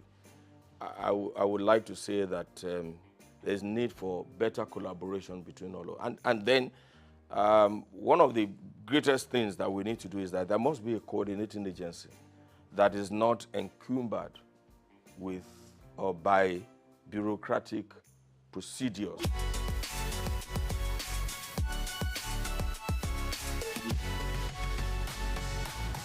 Okay, NEC is supposed to be the regulator in the society.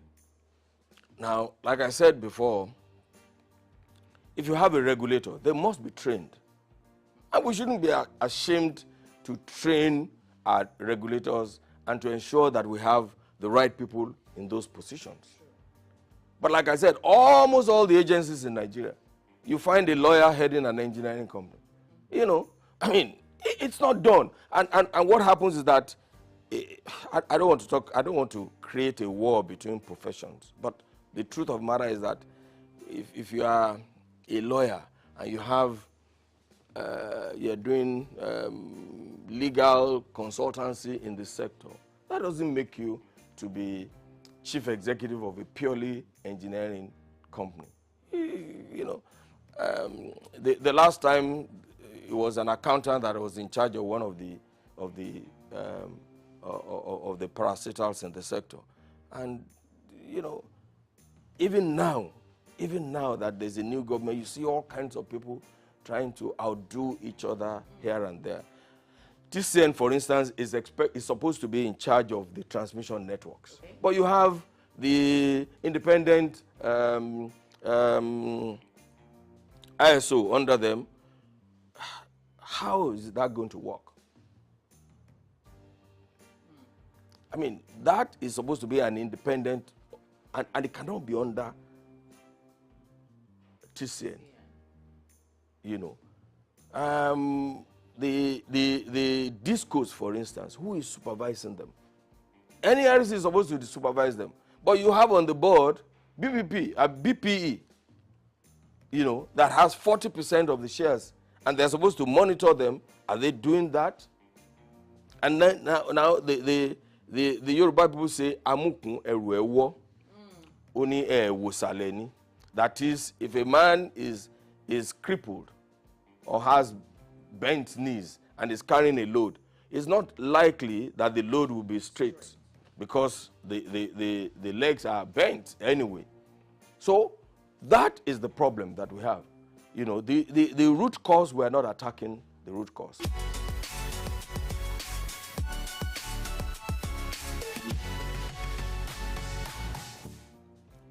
You know, the electricity power sector reform has a transition program. But unfortunately, because we didn't do the privatization properly, we gave it to people who have no financial resources.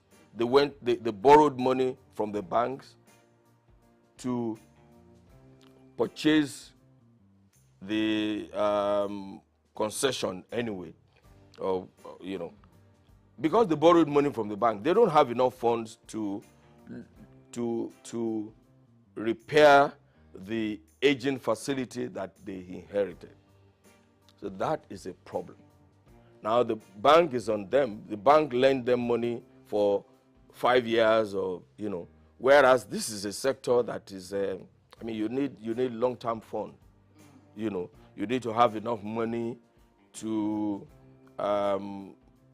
lay new cables, replace transformers. Some of these transformers have been there since 1960 something, to replace them. Look, where I come from in Ondo South Central District, we have not had power for up to 15 years now from the national grid. Everybody is an electricity generator company on his own. When we stepped into it to see what was happening, we discovered that the distribution company did not have enough money to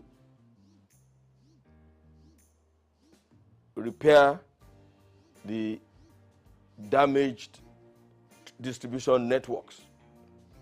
So NDPC stepped into it, and we've spent almost 3 billion to repair all of that. 3 billion. Or almost 3 billion. I mean, we're talking about 6 local governments. At a point, by the time we had finished the reticulation of the networks in 5 of the local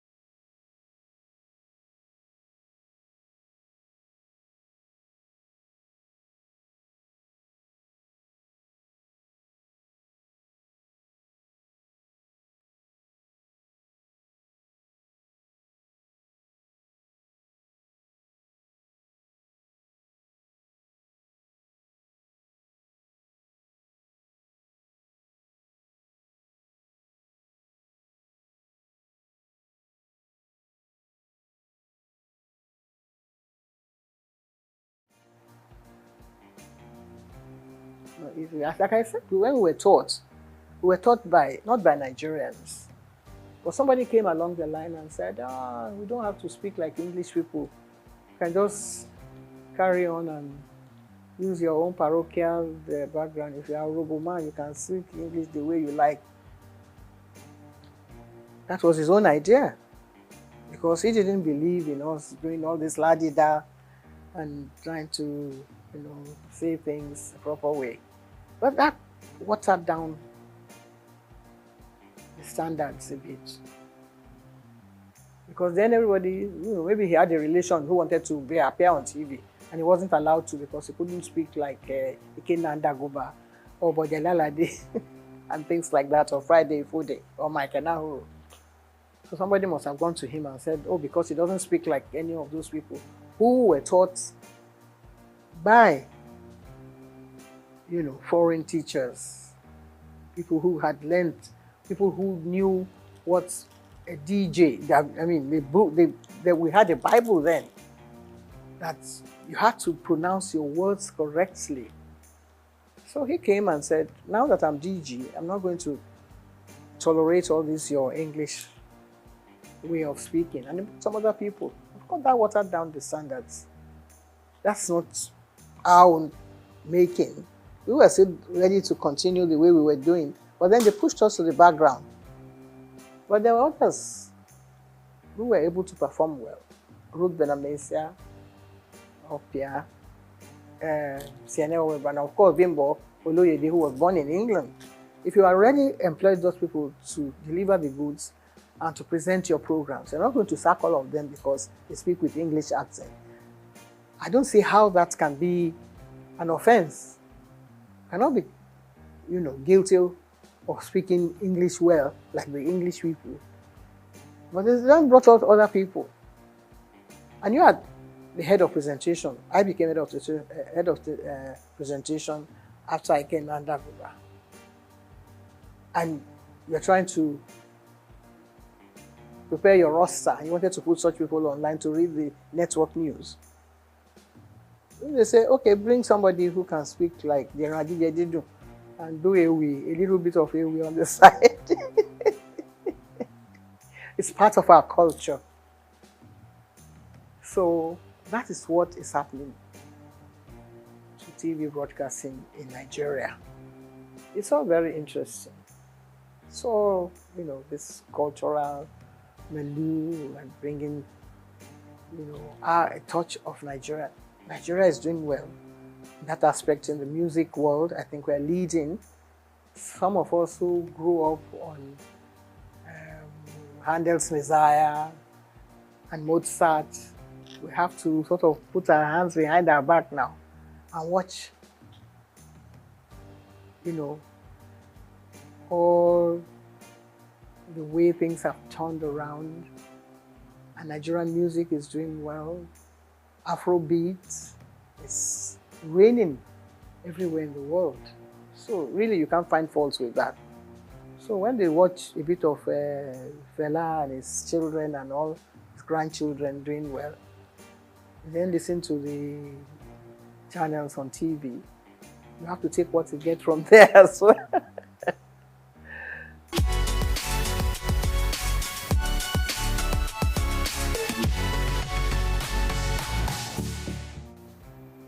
If somebody can wake up one day and say, why should your station be called the Nigerian Broadcasting Corporation? I say it should now be Federal Radio Corporation of Nigeria.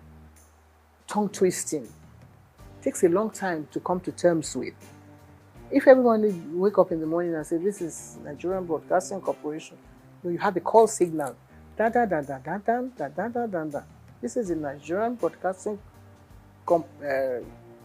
whatever. How are you going to put that, into context with the new one? First of all, when you wake up, you don't know whether you are even coming out from the right side of your bed or not.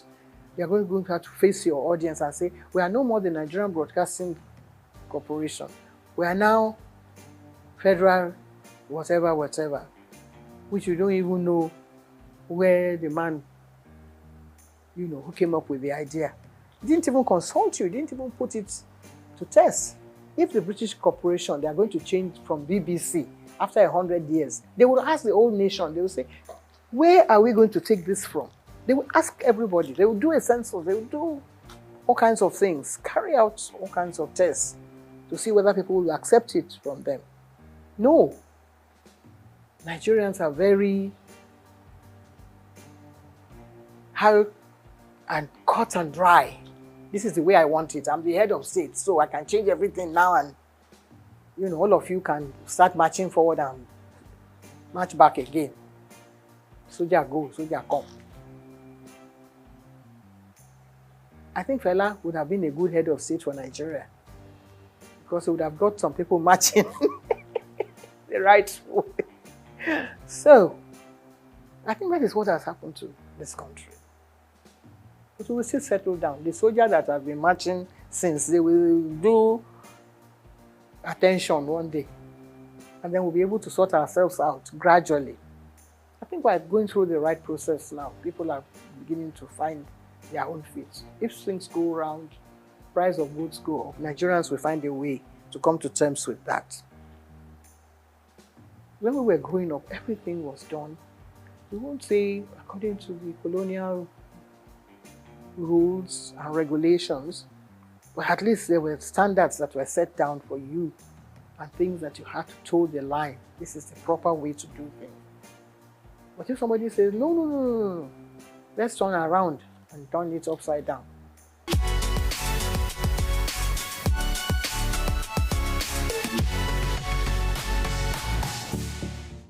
First stack. It's the only thing that has moved to the whole world from Nigeria, that shook the whole world, that brought everybody attention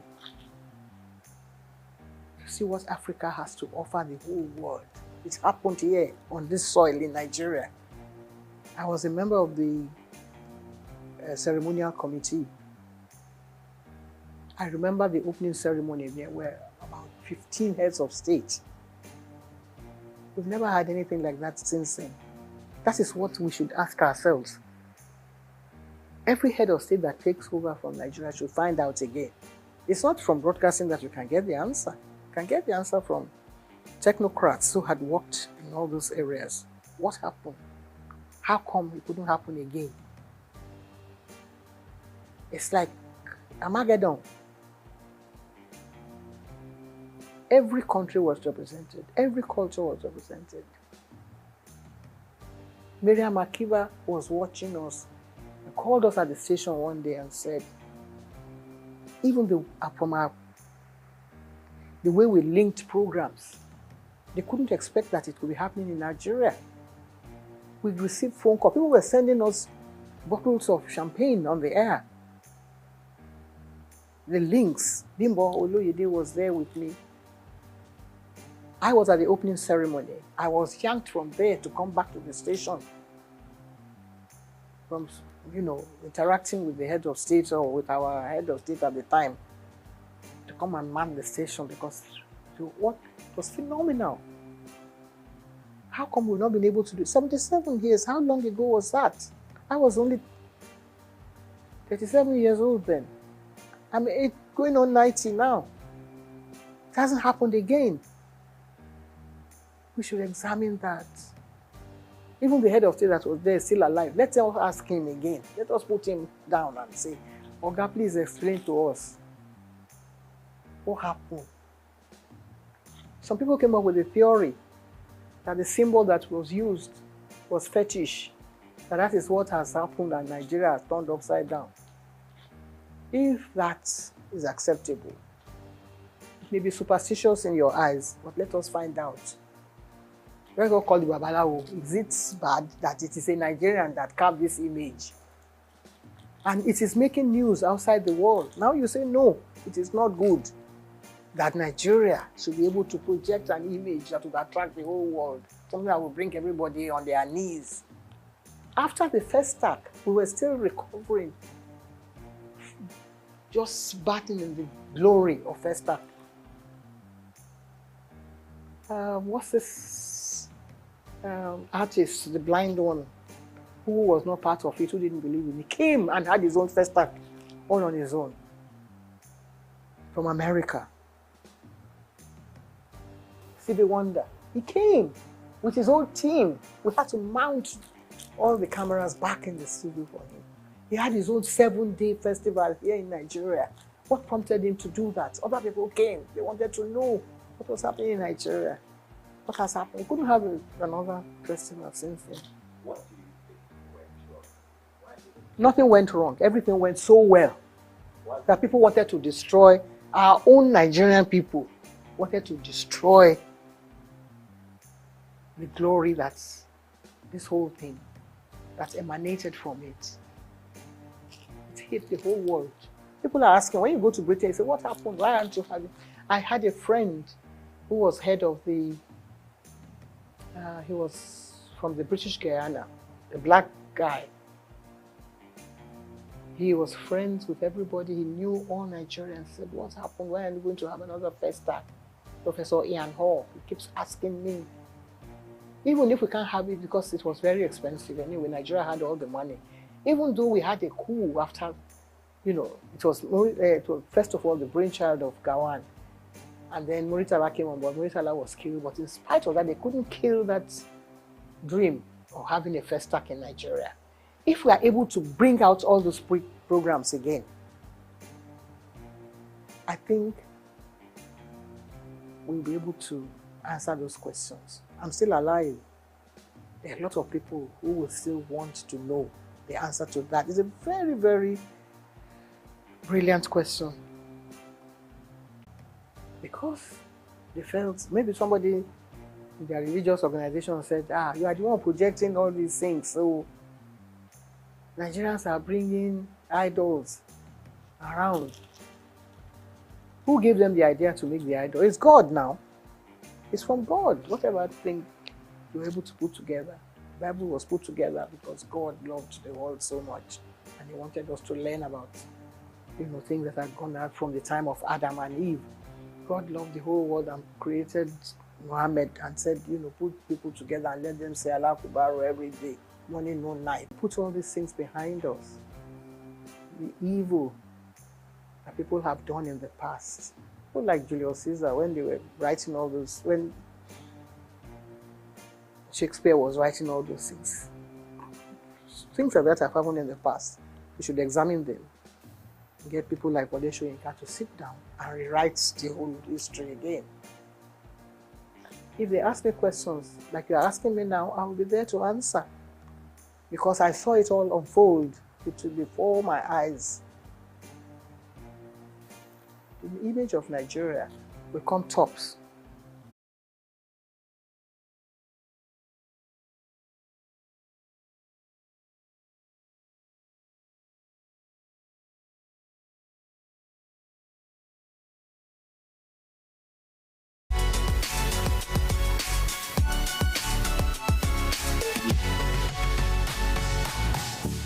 Well, I haven't seen it. I must have mentioned it somewhere. I think on one of the channels. When they was trying to build the scandal around it, and I said, and I tried to put the record straight. That wasn't really what happened, and that it was from. I think it was from a book that was written by one of the wives. That said that I was party to his breakdown of their marriage. And I was trying to put the record straight that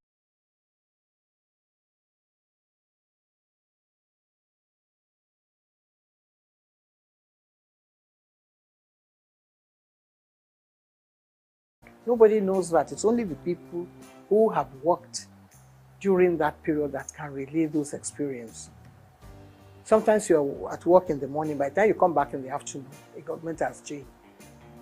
And if you haven't got maybe your ID card, you won't be allowed into the station, or somebody can throw you in or into jail. So all this had happened in the past. Nobody has told any of these stories. People like Segun Lushola or Dr. Kolade, somebody might come and say, so has happened. I was driving my former husband to work in the morning. I dropped him at the station. By the time I reached home, there had been a coup. Murtala had been killed. And they were under siege, the whole station. Just imagine that kind of scenario. Back again. But the thing reverberated right down to all the committees and members. My late auntie, what's her name? Kentebe, which was a lead commodore of their navy. She said, Julie, I think she heard that she was going to be sacked that day because the naval officer sent to her and said, you are the one that did this. And I said, can never, God forbid, can never reach me because I'm not in the forces. I'm doing my own job here as a professional broadcaster.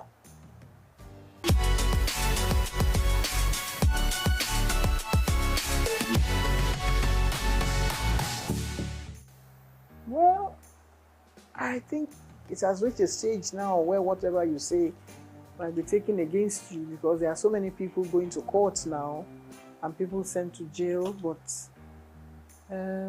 things were not as bad as they are now because some of the gory stories we hear and people being, penalized and sent to jail, I think it has reached an astronomical level that it's something that's actually,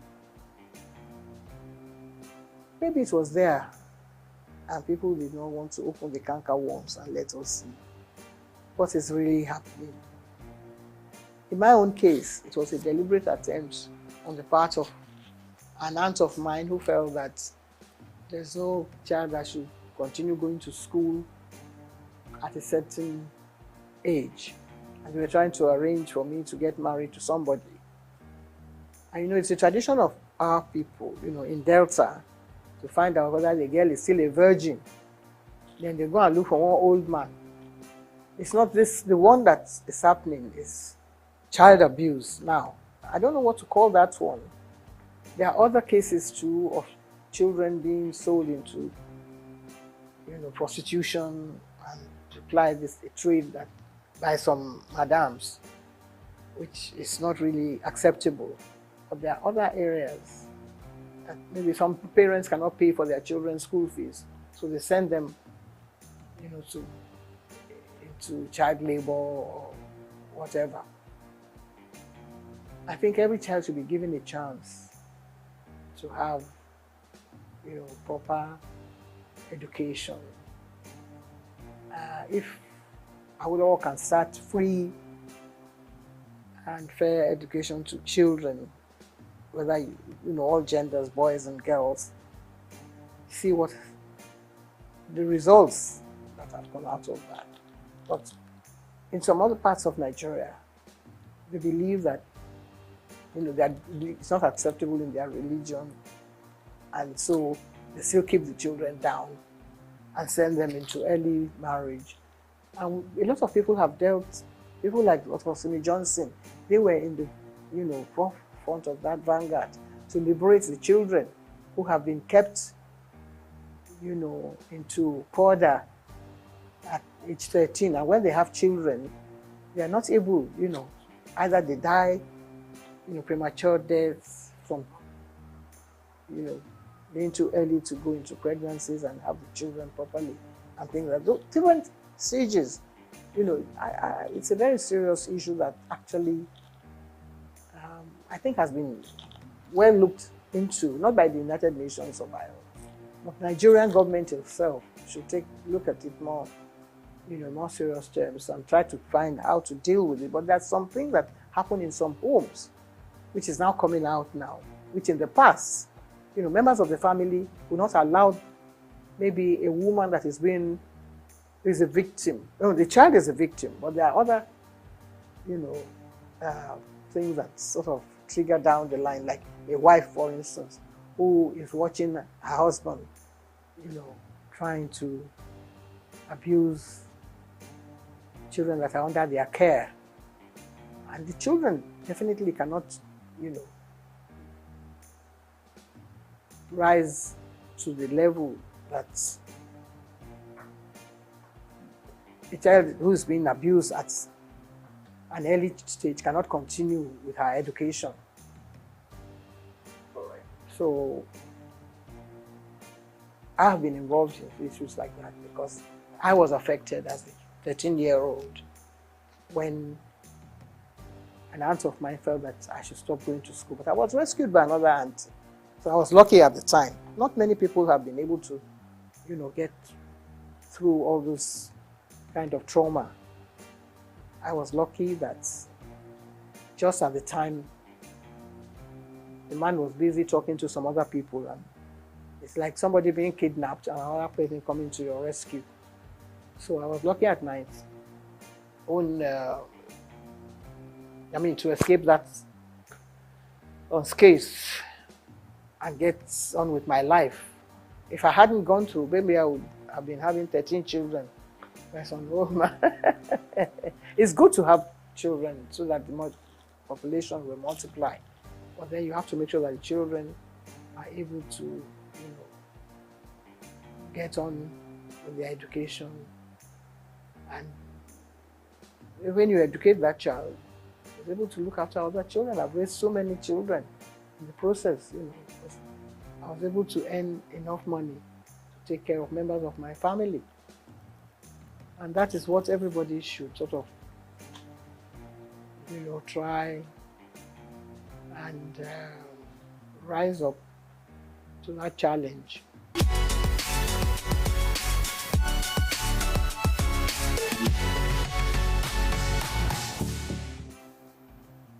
Chief Folami Koka was the Babeto of Lagos. So, and I used to accompany him to the palace of Yekon. And someone then said, well, Yeto, why don't you let... He wanted his wife to be the Yeto, but she rejected it. She said she didn't want to because, she thought they were going to perform some fetish. This is really fetish. My brother now turned to me and said, Julie, do you want the title? I said, no, it's not for me to say, because I wasn't terribly keen. But he said he was going to carry out all the preparations. And I said, well, if you're going to do that, why not? And the late Oba Adeyinkọ graciously offered me the title. I accepted and went through the ceremony. So I've been a Yeto of Lagos now for getting on 40-something years. We only have one majesty in England. And that is one of the oldest institutions in the world. Some other countries are getting rid of their heads of their traditional rulers. France doesn't have one, for instance. There are some countries in Europe, I think in Finland, that still have, kings and queens and all that. But Nigeria, every little village, every doorstep has one title. This is the palace of the so. It wasn't like that in our own time. You had only one Oba in Lagos. Now you have so many. You have several Obas. This one claiming this and that. Itiosa, Iti whatever. After a while, there's going to be a clash. Maybe not in our own time. So if they are playing traditional roles, somebody will lay claim to some title that belongs to somebody else and another one. There's no end to it. So let them stay the way they are now. If they want to multiply, that has nothing to do with me because we don't have any say in that. It's not, because you can say now that this station is trying to sell this idea to be propagating an idea that should not be. I don't think anyone should play any constitutional role. If each one has its own, in the states at the state level, they take it, I think it's rotated. After a while, one steps down, another one takes over at that level. If they want to go and attend a meeting at the House of Assembly, that's up to them. But at the federal level, I think, no. No. I don't approve of it at all. Because then you have some woman coming on and saying that he's the one that is entitled to the title. It's not, I don't know whether any African country actually accepted that sort of thing. So Nigeria shouldn't start. Nigeria at certain points in any of these things. Once Nigeria starts, other people will start. And before you know it, the whole thing will skyrocket and another war starts. We have enough problem on our hands as it were now.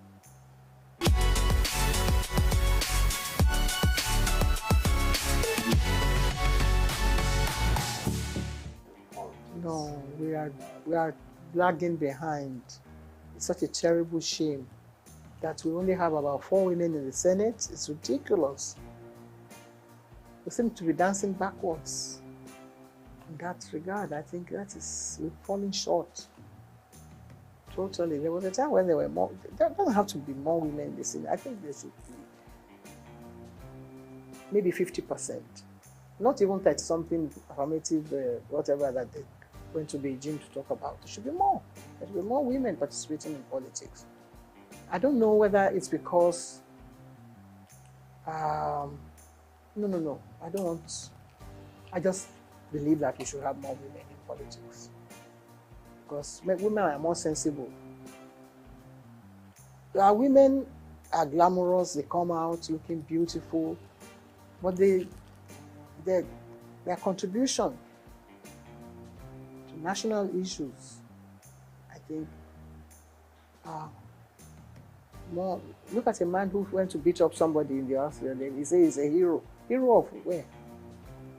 That kind of man should not be allowed to even come and address the press.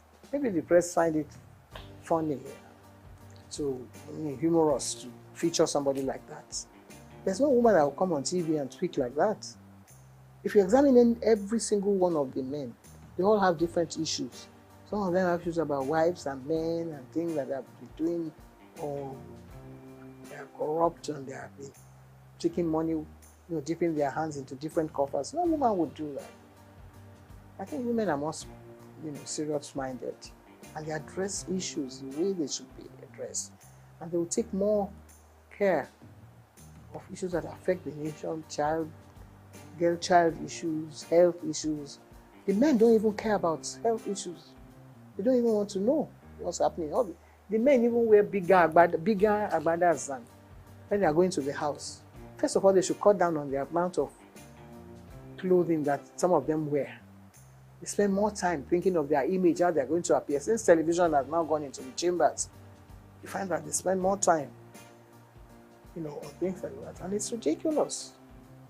We watch other countries, the way their parliamentary issues are being addressed. We're not learning anything from that. We shouldn't be learning from them. They should be coming to learn from us if we're doing the things we're supposed to be doing properly. But if women are really at the forefront of all this, I'm sure that they will be able to calm all those hot issues that erupt sometimes in the houses.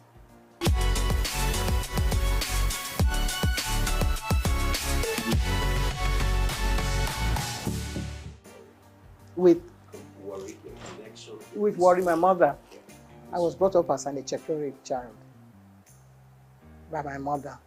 I was taught to sing Echekere songs, to speak Echekere well, to address issues that affects the people of worry. My stepfather, who also had a hand in my upbringing, was an Echekere man. So I think that takes care of all those things. Well, I was brought up in Lagos, so I have this dual kind of nationality, and I knew my father came from Egba land, but I didn't have much to do with him. I only have connection with the family, like, Toye Koka, who was my uncle, who took care of me as well, but he was too busy doing other important things. But occasionally when they're having issues in the family, I'm invited like a stranger. But because I speak Yoruba very well, and I passed all my exams, and I used to do all my programs in Yoruba in Ibadan in those days on radio, WNBS. So I can still hold my head high in that regard. I think I function very well. It's like the King of England. You know, he sometimes goes home to his Greek family.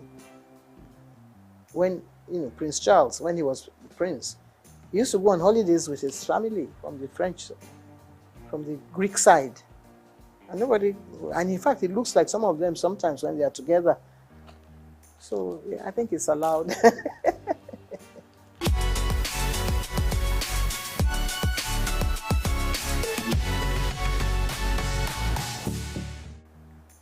Well, one of the first one, my 40 years in TV, which is actually showcasing all the my life in broadcasting from the early stages, which actually should have answered some of the questions, was a textbook in Kenya for many years, because the minister came to Nigeria and my DG then, Mohammed Ibrahim, had a whole box full of the books and he gave them to the minister. And when the minister got there, he requested for more copies of the book. I never got paid for it, but I was delighted that they found the book so interesting. So maybe I'll get someone to serialize the book on TV sometime. We tried to do it some years ago because I cannot be telling the stories all over again. This is about maybe another 30 years story. Again, we've done another sort of edition. My Life in the Limelight, which is the latest one. So if you have time, if you create space, you might be able to tell the stories and take it stage by stage. That's why I sell the book, and also, we get some media attention from sponsors and get things going. The sky will be the limit then.